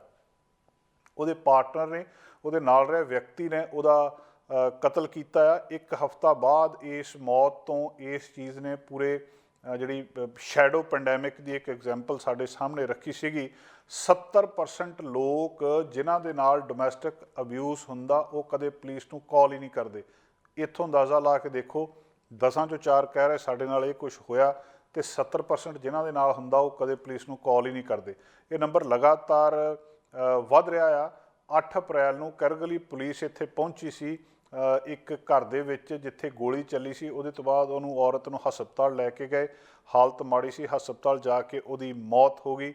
ਮੰਗਲਵਾਰ ਨੂੰ ਪੁਲਿਸ ਨੇ ਜਿਹੜੀ ਇਨਵੈਸਟੀਗੇਸ਼ਨ ਕੀਤੀ ਤੇ ਉਹਦੇ ਤੋਂ ਬਾਅਦ ਦੱਸਿਆ ਕਿ ਇਹਦੇ ਨਾਲ ਜਿਹੜਾ ਜਿਹਨੇ ਮੰਨਿਆ ਜਾ ਰਿਹਾ ਕਿ ਇਹ ਕਤਲ ਕੀਤਾ ਉਹ ਇਹਦੇ ਨਾਲ ਰਿਲੇਸ਼ਨਸ਼ਿਪ ਦੇ ਵਿੱਚ ਸੀਗਾ, ਤੇ ਉਹਦੇ ਤੋਂ ਬਾਅਦ ਹੁਣ ਉਹਦੇ ਭਾਲ ਕੀਤੀ ਜਾ ਰਹੀ ਹੈ। ਕੈਨੇਡਾ ਵਾਈਡ ਵਾਰੰਟ ਇਹਦੇ 37 ਸਾਲਾ ਵਿਅਕਤੀ ਦੇ, ਕੈਲਗਰੀ ਦੇ ਰਹਿਣ ਵਾਲੇ ਦੇ ਜਾਰੀ ਕੀਤੇ ਗਏ ਆ। ਇਹ ਕਤਲ ਇਹਦਾ ਇਹ ਵੀ ਦੱਸਿਆ ਜਾ ਰਿਹਾ ਕਿ ਵਿਅਕਤੀ ਦਾ ਕੱਦ 6 ਫੁੱਟ 2 ਇੰਚ ਆ, 250 ਪਾਉਂਡ ਇਹਦਾ ਭਾਰ ਆ, ਕਾਲੇ ਵਾਲ ਆ ਤੇ ਬਰਾਊਨ ਆਈਜ਼ ਆ। ਇਹਦੇ ਲਈ ਵੀ ਪੁਲਿਸ ਮਦਦ ਕਰ ਰਹੀ ਆ। ਉਹਦੇ ਨਾਲ ਹੀ ਇਸ ਕਤਲ ਦੇ ਪਿੱਛੇ ਡੋਮੈਸਟਿਕ ਵਾਇਲੈਂਸ ਦਾ ਹੋਣਾ, ਘਰੇਲੂ ਹਿੰਸਾ ਦਾ ਹੋਣਾ, ਕੈਨੇਡਾ ਵਰਗੇ ਵਿਕਸਿਤ ਮੁਲਕ ਦੇ ਵਿੱਚ ਲਗਾਤਾਰ ਇਸ ਅੰਕੜੇ ਦੇ ਵਿੱਚ ਵਧਣਾ ਬਹੁਤ ਸਾਰੇ ਸਵਾਲ ਪੈਦਾ ਕਰ ਰਿਹਾ ਹੈ। ਓਨਟਾਰੀਓ ਦੇ ਵਿੱਚ ਕੋਵਿਡ ਬਾਰੇ ਅਸੀਂ ਲਗਾਤਾਰ ਗੱਲਾਂ ਬਾਤਾਂ ਕਰਦੇ ਆਏ ਹਾਂ ਤੇ ਕੱਲ੍ਹ ਤੱਕ ਅਸੀਂ ਇਹ ਖਬਰਾਂ ਤੁਹਾਡੇ ਨਾਲ ਸਾਂਝੀਆਂ ਕੀਤੀਆਂ ਸੀ ਕਿ ਅੰਕੜੇ ਵੱਧ ਸਕਦੇ, ਆਉਣ ਵਾਲੇ ਦਿਨਾਂ ਦੇ ਵਿੱਚ 1,00,000 ਤੋਂ ਜ਼ਿਆਦਾ ਕੇਸ ਇੱਕ ਦਿਨ ਦੇ ਵਿੱਚ ਆ ਸਕਦਾ। ਹੁਣ ਓਨਟਾਰੀਓ ਦੀ ਜਿਹੜੀ ਕੋਵਿਡ-19 ਸਾਇੰਸ ਐਡਵਾਈਜ਼ਰੀ ਟੇਬਲ ਆ, ਉਹਨਾਂ ਨੇ ਅੱਜ ਜੋ ਕੁਛ ਮਾਡਲਿੰਗ ਰਿਲੀਜ਼ ਕੀਤੀ ਆ ਵੀਰਵਾਰ ਨੂੰ, ਇੱਥੋਂ ਪਤਾ ਲੱਗ ਰਿਹਾ ਕਿ 6ਵੀਂ ਵੇਵ ਹੌਲੀ ਹੌਲੀ ਥੱਲੇ ਨੂੰ ਜਾ ਰਹੀ ਆ। ਹੁਣ ਉੱਦਾਂ ਦੀ ਕੋਈ ਵੀ ਗੱਲਬਾਤ ਸਾਹਮਣੇ ਨਹੀਂ ਆਊਗੀ, ਇਸ ਗੱਲ ਦੀ ਸੰਭਾਵਨਾ ਦੱਸੀ ਜਾ ਰਹੀ ਹੈ। ਜਿਹੜਾ ਵੇਸਟ ਵਾਟਰ ਸਰਵੇਲੈਂਸ ਇੱਕ ਲਗਾਤਾਰ ਸ਼ਬਦ ਚਰਚਾ ਦੇ ਵਿੱਚ ਆ ਰਹੇ ਸੀਗੇ ਕਿ ਸ਼ਹਿਰ ਦੇ ਵੇਸਟ ਵਾਟਰ ਦੇ ਵਿੱਚੋਂ ਜਾ ਕੇ ਸੈਂਪਲ ਲਏ ਜਾਂਦੇ ਆ ਤੇ ਲੋਕ ਜਿਨ੍ਹਾਂ ਨੂੰ ਕੋਵਿਡ ਹੋਇਆ ਹੁੰਦਾ ਉਹ ਟਾਇਲਟ ਦੇ ਵਿੱਚ ਸਟੂਲ ਦੇ ਰਾਹੀਂ ਇਹਨੂੰ ਪਾਸ ਕਰ ਦਿੰਦੇ ਆ ਤੇ ਉਹਦੇ ਤੋਂ ਪਤਾ ਲੱਗਦਾ ਕਿ ਇਸ ਸ਼ਹਿਰ ਦੇ ਵਿੱਚ ਕਿੰਨਾ ਕੋਵਿਡ-19 ਫੈਲ ਚੁੱਕਿਆ, ਜਿਹੜਾ ਬਾਅਦ ਦੇ ਵਿੱਚ ਕਮਿਊਨਿਟੀ ਦੇ ਵਿੱਚ ਦਿਸਣ ਲੱਗ ਪੈਂਦਾ। ਪਰ ਕਾਫੀ ਹਫ਼ਤੇ ਲੱਗ ਜਾਣ ਤੋਂ ਬਾਅਦ ਵੀ ਅਜੇ ਤੱਕ ਉਹ ਕੁਛ ਕਮਿਊਨਿਟੀ ਦੇ ਵਿੱਚ, ਸੁਸਾਇਟੀ ਦੇ ਵਿੱਚ, ਲੋਕਾਂ ਦੇ ਵਿੱਚ ਉਹ ਟੈਸਟ ਪੋਜ਼ੀਟਿਵ ਨਹੀਂ ਆ ਰਿਹਾ ਜਾਂ ਉਹਨਾਂ ਨੂੰ ਕੁਛ ਨਹੀਂ ਹੋ ਰਿਹਾ, ਜਿਹੜਾ ਕਿ ਇੱਕ ਚੰਗਾ ਸਾਈਨ ਦੱਸਿਆ ਜਾ ਰਿਹਾ। ਤੇ ਇਹਨੂੰ ਇਸ ਗੱਲ ਦੇ ਨਾਲ ਜੋੜ ਕੇ ਦੇਖਿਆ ਜਾ ਰਿਹਾ ਕਿ ਹੁਣ ਲੱਗਦਾ ਹੈ ਕਿ ਇਹ ਵੇਵ 6ਵੀਂ ਨਹੀਂ ਇੰਨੀ ਉੱਤੇ ਨੂੰ ਜਾਣੀ ਤੇ ਕੋਵਿਡ ਜਿਹੜਾ ਰਹੂਗਾ ਜ਼ਰੂਰ, ਪਰ ਹੋ ਸਕਦਾ ਇਹ ਥੱਲੇ ਨੂੰ ਚਲੇ ਜਾਵੇ। ਇਸ ਗੱਲ ਦੀ ਪ੍ਰੋਬੇਬਿਲਿਟੀ, ਇਸ ਗੱਲ ਦੀ ਸੰਭਾਵਨਾ ਬਹੁਤ ਘਟ ਗਈ ਆ ਕਿ ਇਹ ਹੁਣ ਜ਼ਿਆਦਾ ਵਧੂਗਾ ਤੇ ਦੁਬਾਰਾ ਜਿਹੜਾ ਸੰਕਟ ਵੱਡਾ ਫਿਰ ਆ ਸਕਦਾ ਆ। ਇਹ ਜਿਹੜਾ ਵੇਸਟ ਵਾਟਰ ਸੈਂਪਲ ਸੀ ਇਹ ਵੀਕ ਦੇ ਵਿੱਚ 3 ਵਾਰੀ ਲਿਆ ਜਾਂਦਾ, ਫਿਰ ਸਾਇੰਸ ਟੇਬਲ ਦੇ ਨਾਲ ਉਹਨੂੰ ਜੋੜਿਆ ਜਾਂਦਾ ਤੇ ਫਿਰ ਉਹਦੇ ਵਿੱਚੋਂ ਜਿਹੜਾ ਇਹਦਾ ਹਿਸਾਬ ਕਿਤਾਬ ਲਾ ਕੇ ਅੰਦਾਜ਼ਾ ਲਾਇਆ ਜਾਂਦਾ। ਚੰਗੀ ਖਬਰ ਇਹ ਆ ਕਿ ਹੁਣ ਇਸ ਗੱਲ ਦੀ ਸੰਭਾਵਨਾ ਬਹੁਤ ਘਟ ਗਈ ਆ ਕਿ ਕੋਵਿਡ-19 ਦੀ 6ਵੀਂ ਵੇਵ ਦੇ ਨਾਲ ਕੈਨੇਡਾ ਦੇ ਵਿੱਚ ਪਾਬੰਦੀਆਂ ਵੱਧ ਸਕਦੀਆਂ। ਸਕੈਮਰਾਂ ਦੀ ਅਸੀਂ ਲਗਾਤਾਰ ਗੱਲਬਾਤ ਕਰਦੇ ਆਉਂਦੇ ਹਾਂ। ਕੈਨੇਡਾ ਦੇ ਵਿੱਚ ਬਹੁਤ ਸਾਰੇ ਲੋਕ ਇਹੋ ਜਿਹੇ ਨੇ ਜਿਹੜੇ ਲੋਕਾਂ ਨੂੰ ਲੁੱਟਦੇ ਆ ਤੇ ਲੋਕ ਇਸ ਲੁੱਟ ਦਾ ਸ਼ਿਕਾਰ ਹੋ ਜਾਂਦੇ ਆ ਤੇ ਇਹਨਾਂ ਦੇ ਢੰਗ ਤਰੀਕੇ ਨਿੱਤ ਨਵੇਂ ਬਦਲ ਜਾਂਦੇ ਆ। ਟੋਰਾਂਟੋ ਦੇ ਵਿੱਚ ਇੱਕ ਨਵਾਂ ਮਾਮਲਾ ਸਾਹਮਣੇ ਆਇਆ ਜਿਹਦੇ ਵਿੱਚ ਲੋਕਾਂ ਦੇ ਨਾਲ ਫਰਾਡ ਹੋ ਰਿਹਾ ਤੇ ਇੱਕ ਵਿਅਕਤੀ ਦੇ ਨਾਲ $1000 ਦਾ ਔਰਤ ਦੇ ਨਾਲ ਫਰਾਡ ਹੋਇਆ ਤੇ ਫਰਾਡ ਬੜੇ ਅਜੀਬ ਤਰੀਕੇ ਦੇ ਨਾਲ ਹੋਇਆ। ਉਹਨੇ ਆਪਣਾ ਸਮਾਨ ਮੂਵ ਕਰਨਾ ਸੀ ਇੱਕ ਥਾਂ ਤੋਂ ਦੂਜੀ ਥਾਂ ਦੇ ਉੱਤੇ, ਦੂਜੇ ਇੱਕ ਬੈਡਰੂਮ ਦੇ ਅਪਾਰਟਮੈਂਟ ਦਾ। ਤੇ ਜਦੋਂ ਉਹਨੇ ਜਿਸ ਕੰਪਨੀ ਦੇ ਨਾਲ ਗੱਲਬਾਤ ਕੀਤੀ, ਮੂਵਿੰਗ ਕੰਪਨੀ ਦੇ ਨਾਲ, ਕਿ ਮੇਰਾ ਸਮਾਨ ਮੂਵ ਕਰ ਦਿਓ, ਉਹ ਸਮਾਨ ਉਹਨਾਂ ਨੇ ਲੈ ਕੇ ਮੂਵ ਕਰਨ ਵੇਲੇ ਪਹਿਲਾਂ ਜਿਹੜੀ ਡੀਲ ਹੋਈ ਸੀ, ਜਿੰਨੇ ਡਾਲਰ ਉਸ ਵੇਲੇ ਮੰਗੇ ਸੀ, ਉਹਦੇ ਤੋਂ ਬਾਅਦ ਸਮਾਨ ਜਿਹੜਾ ਟਰੱਕ ਦੇ ਵਿੱਚੋਂ ਲਾਉਣ ਤੋਂ ਪਹਿਲਾਂ ਇਹ ਕਹਿ ਦਿੱਤਾ ਕਿ ਜਾਂ ਇਹਦੇ ਤੋਂ ਦੁੱਗਣੇ ਡਾਲਰ ਸਾਨੂੰ ਦੇ ਦਿਓ, ਨਹੀਂ ਤਾਂ ਅਸੀਂ ਤੁਹਾਡਾ ਸਮਾਨ ਨਹੀਂ ਲਾਉਣਾ। ਤੇ ਜੇ ਹਿਸਾਬ ਕਿਤਾਬ ਕਰਨਾ ਤੇ ਫਿਰ ਐਡੀ ਦੂਰ ਜਾਣਾ ਪੈਣਾ ਤੇ ਆਫਿਸ ਜਾ ਕੇ ਗੱਲ ਕਰੋ, ਅਸੀਂ ਅੱਗੇ ਜਾਣਾ ਆ। ਤੇ ਉਹ ਮਜਬੂਰੀ ਦੇ ਵਿੱਚ ਆਪਣਾ ਸਮਾਨ ਲੈਣ ਦੇ ਲਈ ਉੱਥੇ ਜਿੰਨੇ ਤੈਅ ਕੀਤੇ ਪੈਸੇ ਡਾਲਰ ਸੀਗੇ ਉਹਦੇ ਤੋਂ ਦੁੱਗਣੇ ਡਾਲਰ ਦੇਣੇ ਪਏ। ਇਹ ਗੱਲਬਾਤ ਕਿਸੇ ਦੇ ਨਾਲ ਵੀ ਹੋ ਸਕਦੀ ਹੈ ਔਰ ਇੱਦਾਂ ਦੀਆਂ ਕਈ ਘਟਨਾਵਾਂ ਪਿਛਲੇ ਸਮੇਂ ਦੇ ਵਿੱਚ ਸਾਹਮਣੇ ਆਈਆਂ। ਟੋਰਾਂਟੋ ਪੁਲਿਸ ਇਸ ਗੱਲ ਦੀ ਇਨਵੈਸਟੀਗੇਸ਼ਨ ਕਰ ਰਹੀ ਆ ਕਿ ਜਿਹੜਾ ਮੂਵਿੰਗ ਕੰਪਨੀ ਸਕੈਮ ਇਹਨੂੰ ਨਾਂ ਦਿੱਤਾ ਜਾ ਰਿਹਾ, ਇਹ ਇੱਕ ਅਲਰਟ ਆ ਜਿਹਦੇ ਵਿੱਚ ਲਗਾਤਾਰ ਵਾਧਾ ਹੋ ਰਿਹਾ ਪਿਛਲੇ ਦਸੰਬਰ ਤੋਂ ਲੈ ਕੇ। ਆਮ ਤੌਰ ਦੇ ਉੱਤੇ ਲੋਕ ਕੀ ਕਰਦੇ ਆ, ਜਿਹੜੀ ਇੱਕ ਮੂਵਿੰਗ ਕੰਪਨੀ ਹੁੰਦੀ ਆ ਉਹ ਆਪਣੀ ਐਡ ਲੋ ਪ੍ਰਾਈਸ ਦੇ ਉੱਤੇ ਕਰ ਰਹੇ ਆ। ਜਿੰਨਾ ਮਾਰਕੀਟ ਦੇ ਵਿੱਚ ਮਨੀ ਚਾਹੀਦੀ ਆ ਉਹਨੂੰ ਮੂਵ ਕਰਨ ਦੇ ਲਈ, ਜਿੰਨਾ ਉਹਦਾ ਪ੍ਰਾਈਸ ਹੈਗਾ ਉਹਦੇ ਤੋਂ ਲੋ ਪ੍ਰਾਈਸ ਦੇ ਉੱਤੇ ਉਹ ਆਪਣੀ ਐਡ ਕਰਦੇ ਆ ਤੇ ਫਿਰ ਲੋਕ ਉਹਦੇ ਵੱਲ ਨੂੰ ਚਲੇ ਜਾਂਦੇ ਆ। ਤੇ ਉਹਦੇ ਤੋਂ ਬਾਅਦ ਫਿਰ ਜੋ ਕੁਛ ਹੁੰਦਾ ਉਹ ਬੜਾ ਅਜੀਬ ਆ ਕਿ ਤੁਹਾਡਾ ਟਰੱਕ ਦੇ ਵਿੱਚੋਂ ਸਮਾਨ ਹੀ ਨਹੀਂ ਲਾਉਂਦੇ, ਪਹਿਲਾਂ ਪੈਸੇ ਮੰਗਦੇ ਆ ਤੇ ਫਿਰ ਸਮਾਨ ਲਾਉਂਦੇ ਆ। ਤੇ ਜਿਨ੍ਹਾਂ ਨੂੰ ਤੁਸੀਂ ਉਹ ਕੀ ਕਰਦੇ ਆ, ਸਮਾਨ ਤੁਹਾਡਾ ਲੈ ਜਾਂਦੇ ਆ ਤੇ ਮੁੜ ਕੇ ਉਹ ਥੋੜ੍ਹੇ ਚਿਰ ਬਾਅਦ ਜਿਹੜਾ ਟਰੱਕਾਂ ਨੂੰ ਪੁੱਲ ਕਰ ਲੈਂਦੇ ਕਿਸੇ ਪਾਰਕਿੰਗ ਲੋਟ ਦੇ ਵਿੱਚ ਜਾਂ ਕਿਸੇ ਗੈਸ ਸਟੇਸ਼ਨ ਦੇ ਉੱਤੇ, ਤੇ ਫਿਰ ਕਹਿੰਦੇ ਆ ਸਾਨੂੰ ਇੰਨੇ ਪੈਸੇ ਭੇਜੋ ਤਾਂ ਤੁਹਾਡਾ ਸਮਾਨ ਅਸੀਂ ਉੱਥੇ ਲਾਵਾਂਗੇ। ਵਿਅਕਤੀ ਨੂੰ ਸਮਾਨ ਚਾਹੀਦਾ ਹੁੰਦਾ ਤੇ ਉਹ ਕਿਸੇ ਦੇਰੀ ਦੇ ਵਿੱਚ ਨਹੀਂ ਪੈਣਾ ਚਾਹੁੰਦਾ ਤੇ ਉਹ ਫਿਰ ਇਹ ਮਨੀ ਦੇ ਦਿੰਦਾ। ਇੱਕ ਔਰਤ ਨੂੰ $1000 ਇਹਦਾ ਹੋਰ ਜ਼ਿਆਦਾ ਦੇਣਾ ਪਿਆ ਤਾਂ ਉਹਨੇ ਆਪਣਾ ਸਮਾਨ ਲਿਆ ਤੇ ਆਪਣਾ ਐਕਸਪੀਰੀਅੰਸ ਉਹਨਾਂ ਨੇ ਇੱਥੇ ਸਾਂਝਾ ਕੀਤਾ। ਟੋਰਾਂਟੋ ਦੇ ਵਿੱਚ 7 ਸਾਲ ਤੋਂ ਰਹਿ ਰਹੀ ਸੀ, ਉਹਦੇ ਤੋਂ ਬਾਅਦ ਹੋਮ ਮੂਵ ਕਰਨਾ ਸੀ ਉੱਥੋਂ ਕਿ ਕਿਸੇ ਤਰ੍ਹਾਂ ਦੂਜੀ ਥਾਂ ਦੇ ਉੱਤੇ ਜਾਣਾ ਆ। ਵੀਪੈਕ ਮੂਵਰ ਜਿਹੜਾ ਸੀਗਾ ਉਹਨਾਂ ਦੇ ਨਾਲ ਉਹਨੇ ਮੂਵ ਕਰਨ ਬਾਰੇ ਸੋਚਿਆ ਤੇ ਬਾਅਦ ਦੇ ਵਿੱਚ ਇਹਨੇ ਸੋਚਿਆ ਕਿ ਮੈਂ ਇਹ ਕੀ ਕੀਤਾ ਸੀ, ਮੈਨੂੰ ਹੋਰ ਜ਼ਿਆਦਾ ਸਰਚ ਕਰਨੀ ਚਾਹੀਦੀ ਸੀ। ਜਿਹਦੇ 2 ਸਟੈਪ ਉਹਦੇ ਵਿੱਚ ਸੀਗੇ ਕਿ ਪਹਿਲਾ ਸਟੈਪ ਤਾਂ ਸੀਗਾ ਸਟੋਰੇਜ ਯੂਨਿਟ ਤੇ ਦੂਜਾ ਸੀਗਾ ਉਹਦੇ ਬॉयਫ੍ਰੈਂਡ ਦੇ ਕੋਂਡੋ ਦੇ ਵਿੱਚ ਸਮਾਨ ਜਾਣਾ ਸੀ। ਰਾਈਡ 2 ਜਣੇ ਜਿਹੜੇ ਮੂਵ ਕਰਨ ਵਾਲੇ ਸੀ ਉਹਨਾਂ ਦੇ ਨਾਲ ਵੈਨ ਦੇ ਵਿੱਚ ਜਾ ਕੇ ਫਰਨੀਚਰ ਤੇ ਹੋਰ ਸਟੋਰੇਜ ਯੂਨਿਟ ਦੇ ਉੱਤੇ ਮੂਵ ਕੀਤਾ। ਉਹਦੇ ਤੋਂ ਬਾਅਦ ਉਹ ਕਹਿੰਦੇ ਵਿਅਕਤੀ ਬੜਾ ਫਰੈਂਡਲੀ ਸੀਗਾ, ਬੜੀਆਂ ਚੰਗੀਆਂ ਗੱਲਾਂ ਕਰਦਾ ਸੀ ਤੇ ਕੋਈ ਇੱਦਾਂ ਦੀ ਗੱਲਬਾਤ ਨਹੀਂ ਸੀ ਲੱਗਦੀ ਕਿ ਕੋਈ ਘਪਲਾ ਕਰੂਗਾ।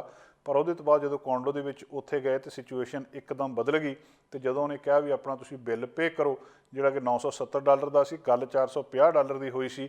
ਉਹਦੇ ਤੋਂ ਬਾਅਦ ਸਵਾਲ ਪੈਦਾ ਹੋ ਗਿਆ ਵੀ ਇਹ ਪ੍ਰਾਈਸ ਇੰਨਾ ਵਧਾਇਆ ਕਿਉਂ ਗਿਆ ਤੇ ਵੀ ਇਹ ਗਲਤ ਆ, ਜਿੰਨੀ ਪਹਿਲਾਂ ਗੱਲ ਹੋਈ ਸੀ ਓਨਾ ਹੀ ਦੇਣਾ। ਤੇ ਉਹ ਕਹਿੰਦੇ ਵੀ ਇਹੀ ਹੈਗਾ ਆ ਇਹਦੇ ਵਿੱਚ, ਜੇ ਤੁਹਾਨੂੰ ਚਾਹੀਦਾ ਇਹਦਾ ਪੋਜੈਸ਼ਨ ਤੇ ਇੰਨੇ ਡਿਪੋਜ਼ਿਟ ਕਰ ਦਿਓ, ਨਹੀਂ ਤਾਂ ਉੱਥੇ ਆਫਿਸ ਜਾ ਕੇ ਗੱਲ ਕਰੋ, ਅਸੀਂ 1 ਘੰਟੇ ਦੇ ਵਿੱਚ ਕਿਤੇ ਹੋਰ ਜਾਣਾ ਆ।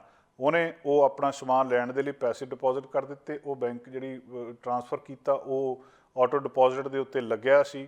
ਤੇ ਉਹਦੇ ਤੋਂ ਬਾਅਦ ਜਦੋਂ ਫਿਰ ਉਹ ਵੀਪੈਕ ਮੂਵਰ ਦੇ ਨਾਲ ਸੰਪਰਕ ਕੀਤਾ ਗਿਆ, ਉਹ ਕਹਿੰਦੇ ਅਸੀਂ ਅੱਗੇ ਸਬ ਕੰਟਰੈਕਟਸ ਕਰਦੇ ਹਾਂ ਇਹ ਜੋਬਸ ਨੂੰ ਹੋਰ ਮੂਵਰਸ ਦੇ ਨਾਲ, ਪਰ ਅਸੀਂ ਜ਼ਿੰਮੇਵਾਰੀ ਲੈਂਦੇ ਹਾਂ ਕਿ ਸਾਰਾ ਕੁਛ ਇੱਕ ਅੰਬਰੇਲਾ ਦੇ ਥੱਲੇ ਹੋਵੇ। ਜਿਹਦੇ ਤੋਂ ਬਾਅਦ ਉਹ ਕਹਿੰਦੇ ਸਾਡੇ ਚਾਰਜਿਸ ਕਦੇ ਬਦਲਦੇ ਨਹੀਂ, ਫਾਈਨਲ ਵੀ ਨਹੀਂ ਹੁੰਦੇ, ਪਰ ਇਹ ਆ ਕਿ 10% ਉੱਤੇ ਥੱਲੇ ਹੋ ਸਕਦੇ ਆ। ਇੱਦਾਂ ਨਹੀਂ ਹੋ ਸਕਦਾ ਵੀ ਇਹ ਦੁੱਗਣੇ ਹੋ ਜਾਣ।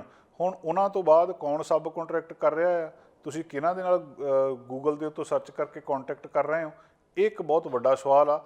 ਤੇ ਜਿਹਦੇ ਵਿੱਚ ਫਿਰ ਉਹ ਇਸ ਤਰ੍ਹਾਂ ਦੇ ਚਾਰਜਿਸ ਵੀ ਲੱਗ ਜਾਂਦੇ ਆ ਜਿਨ੍ਹਾਂ ਦੀ ਆਸ ਨਹੀਂ ਕੀਤੀ ਜਾਂਦੀ, ਮਤਲਬ ਉਹ ਖਰਚੇ ਪਾ ਦਿੰਦੇ ਆ ਜਿਹੜੇ ਤੁਸੀਂ ਕਦੇ ਸੋਚਿਆ ਨਹੀਂ। ਇਸ ਔਰਤ ਨੂੰ ਉਹ ਦੱਸਦੇ ਆ ਕਿ ਸਟੇਅਰਸ ਫੀਸ ਪਾ ਦਿੱਤੀ ਉਹਨਾਂ ਨੇ ਇਹਦੇ ਵਿੱਚ, ਜਿਹੜੀ ਕਿ ਪਤਾ ਵੀ ਨਹੀਂ ਹੈ। ਸੋ ਕਈ ਇਸ ਤਰ੍ਹਾਂ ਦੇ ਚਾਰਜਿਸ ਲਾ ਕੇ ਲੋਕਾਂ ਨੂੰ ਲੁੱਟਿਆ ਜਾ ਰਿਹਾ ਆ। ਪਹਿਲਾਂ ਪੂਰੀ ਪੜਤਾਲ ਕਰਕੇ ਔਰ ਉਹ ਜਿੱਥੇ ਉਹਨਾਂ ਦਾ ਐਡਰੈਸ ਆ ਇਹ ਦੇਖ ਕੇ ਕਿ ਫਿਜ਼ੀਕਲੀ ਉਸ ਥਾਂ ਦੇ ਉੱਤੇ ਇਹ ਐਡਰੈਸ ਹੈਗਾ ਵੀ ਹੈ ਜਾਂ ਨਹੀਂ। ਜਿਹੜੀ ਕੰਪਨੀ ਦੇ ਨਾਲ ਇਹ ਗੱਲ ਕਰ ਰਹੇ ਸੀ ਉਹਨਾਂ ਦਾ ਉਸ ਥਾਂ ਦੇ ਉੱਤੇ ਜਿੱਥੇ ਸੀਗਾ ਐਡਰੈਸ ਉਹ ਵੀ ਨਹੀਂ ਹੈ। ਤੇ ਟੋਰਾਂਟੋ ਪੁਲਿਸ ਕਹਿ ਰਹੀ ਆ ਕਿ ਤੁਹਾਨੂੰ ਜਦੋਂ ਵੀ ਤੁਹਾਨੂੰ ਇਸ ਕਿਸਮ ਦੀ ਤੁਸੀਂ ਪੋਜੀਸ਼ਨ ਦੇ ਵਿੱਚ ਆ ਜਾਂਦੇ ਹੋ ਤਾਂ ਪੁਲਿਸ ਨੂੰ ਕਾਲ ਕਰਕੇ ਉਹਨਾਂ ਤੋਂ ਮਦਦ ਲੈ ਸਕਦੇ ਹੋ। ਅਜੀਬ ਗਰੀਬ ਘਟਨਾਵਾਂ ਲੋਕਾਂ ਨੂੰ ਲੁੱਟਣ ਦੀਆਂ ਇਹਨਾਂ ਥਾਵਾਂ ਦੇ ਉੱਤੇ ਜਿਹੜੀਆਂ ਇਹ ਵਾਪਰ ਰਹੀਆਂ ਆ ਤੇ ਕਿਹਾ ਜਾ ਰਿਹਾ ਕਿ ਕਿਸੇ ਨਾ ਕਿਸੇ ਤਰ੍ਹਾਂ ਇਹਨਾਂ ਤੋਂ ਬਚਾਅ ਕੀਤਾ ਜਾਵੇ, ਪੁਲਿਸ ਨੂੰ ਸਮੇਂ ਦੇ ਉੱਤੇ ਸੂਚਨਾ ਦਿੱਤੀ ਜਾਵੇ। ਤੇ ਦੂਜਾ ਇਹਦੇ ਨਾਲ ਜਦੋਂ ਵੀ ਕੁਛ ਇਸ ਕਿਸਮ ਦੀ ਗੱਲਬਾਤ ਹੁੰਦੀ ਆ ਤਾਂ ਤੁਸੀਂ ਪੁਲਿਸ ਦੇ ਨਾਲ ਜਾਣਕਾਰੀ ਸਾਂਝੀ ਕਰੋ ਤਾਂ ਤੁਸੀਂ ਇਹਨਾਂ ਸਕੈਮਰਸ ਤੋਂ ਬਚ ਸਕਦੇ ਹੋ। ਕੱਲ੍ਹ ਦੀ ਇੱਕ ਹੋਰ ਖਬਰ ਬਹੁਤ ਚਰਚਾ ਦੇ ਵਿੱਚ ਆ ਕਿ ਅਮਰੀਕਾ ਦੇ ਵਿੱਚ ਨਿਊਯਾਰਕ ਦੇ ਵਿੱਚ ਜਿਹੜੀ ਮੰਗਲਵਾਰ ਨੂੰ ਜਿਹੜੀ ਬਰੁਕਲਿਨ ਮੈਟਰੋ ਸਟੇਸ਼ਨ ਦੇ ਉੱਤੇ ਹਮਲਾ ਹੋਇਆ ਸੀ, ਉਸ ਮਾਮਲੇ ਦੇ ਵਿੱਚ ਜਿਹੜਾ ਜਿਹਦੇ ਉੱਤੇ ਆਰੋਪ ਲਿਆ ਸੀ ਉਹਨੂੰ ਨਿਊਯਾਰਕ ਪੁਲਿਸ ਨੇ ਗ੍ਰਿਫਤਾਰ ਕਰ ਲਿਆ। 62 ਸਾਲ ਦੀ ਉਮਰ ਦੱਸੀ ਜਾ ਰਹੀ ਹੈ ਇਹਦੀ।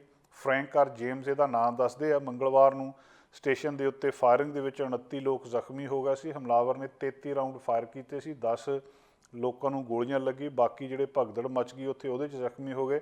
ਇਸ ਗ੍ਰਿਫਤਾਰੀ ਤੋਂ ਪਹਿਲਾਂ ਪੁਲਿਸ ਨੇ ਜੇਮਸ ਦਾ ਲੋਕੇਸ਼ਨ ਟਰੈਕ ਕੀਤਾ। ਮੈਟਰੋ ਦੇ ਆਸ-ਪਾਸ ਦੇ ਇਲਾਕਿਆਂ ਦੇ ਵਿੱਚ CCTV ਫੁਟੇਜ ਨੂੰ ਦੇਖਿਆ ਗਿਆ। ਜਿਹੜੀ ਇਹਦੀ ਇਸ ਵਿਅਕਤੀ ਦੀ ਭੈਣ ਆ ਕੈਥਰੀਨ ਜੇਮਸ, ਉਹਨੇ ਇੱਕ ਅਖਬਾਰ ਨਿਊਯਾਰਕ ਟਾਈਮਸ ਨੂੰ ਇਹ ਗੱਲ ਦੱਸੀ ਆ ਕਿ ਉਹਦੇ ਜਿਹੜਾ ਉਹ ਆਪਣੇ ਭਰਾ ਨੂੰ ਇਸ ਤਰੀਕੇ ਅਜੀਬ ਜੀ ਹਾਲਤ ਵਿੱਚ ਦੇਖ ਕੇ ਥੋੜ੍ਹੀ ਜਿਹੀ ਹੈਰਾਨ ਹੋ ਗਈ। ਉਹ ਕਹਿੰਦੇ ਮੈਨੂੰ ਨਹੀਂ ਲੱਗਦਾ ਕਿ ਮੇਰਾ ਭਰਾ ਇੱਦਾਂ ਦਾ ਕੁਛ ਕਰੂਗਾ। ਬੁੱਧਵਾਰ ਨੂੰ ਨਿਊਯਾਰਕ ਸ਼ਹਿਰ ਦੇ ਪੂਰਬੀ ਪਿੰਡ ਦੇ ਵਿੱਚੋਂ ਉਹਨੂੰ ਗ੍ਰਿਫਤਾਰ ਕੀਤਾ। ਨਿਊਯਾਰਕ ਸ਼ਹਿਰ ਦੀ ਪੁਲਿਸ ਕਮਿਸ਼ਨਰ ਨੇ ਦੱਸਿਆ ਕਿ ਮੈਟਰੋ ਹਮਲੇ ਦੀ ਜਾਂਚ ਨੂੰ ਲੈ ਕੇ ਜਲਦੀ ਹੋਰ ਅਪਡੇਟ ਦਿੱਤੇ ਜਾਣਗੇ। ਉਹਦੇ ਕੋਲ ਬਹੁਤ ਸਾਰੇ ਹਥਿਆਰ ਵੀ ਫੜੇ ਗਏ ਆ।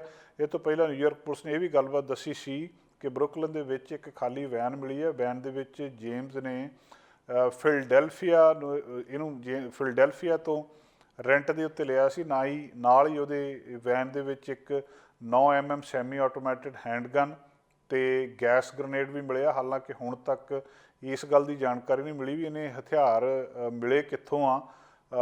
ਜਿਹੜੀ ਸੋਸ਼ਲ ਮੀਡੀਆ ਦੇ ਉੱਤੇ ਨਿਊਯਾਰਕ ਦੇ ਜਿਹੜੇ ਕਈ ਲੋਕਾਂ ਦੇ ਖਿਲਾਫ ਪੋਸਟਾਂ ਵੀ ਮਿਲੀਆਂ ਆ। ਇਹਦੇ ਲਈ $50,000 ਦਾ ਇਨਾਮ ਵੀ ਦੱਸਿਆ ਗਿਆ ਸੀ। ਜਿਹੜੇ ਲੋਕ ਜ਼ਖਮੀ ਹੈ ਉਹਨਾਂ ਦੇ ਵਿੱਚ 4 ਬੱਚੇ ਵੀ ਸ਼ਾਮਲ ਆ।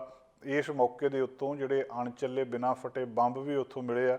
ਸਜ਼ਾ ਬਹੁਤ ਵੱਡੀ ਹੋ ਸਕਦੀ ਹੈ। ਜਿੱਡਾ ਵੱਡਾ ਕੰਮ ਇਸ ਵਿਅਕਤੀ ਨੇ ਜਿਹੜਾ ਮੰਦਭਾਗੀ ਘਟਨਾ ਵਾਪਰੀ ਆ ਉੱਥੇ, ਉਹਦੇ ਲਈ ਇਹਦੀ ਬਹੁਤ ਜ਼ਿਆਦਾ ਸਜ਼ਾ ਹੋ ਸਕਦੀ ਹੈ।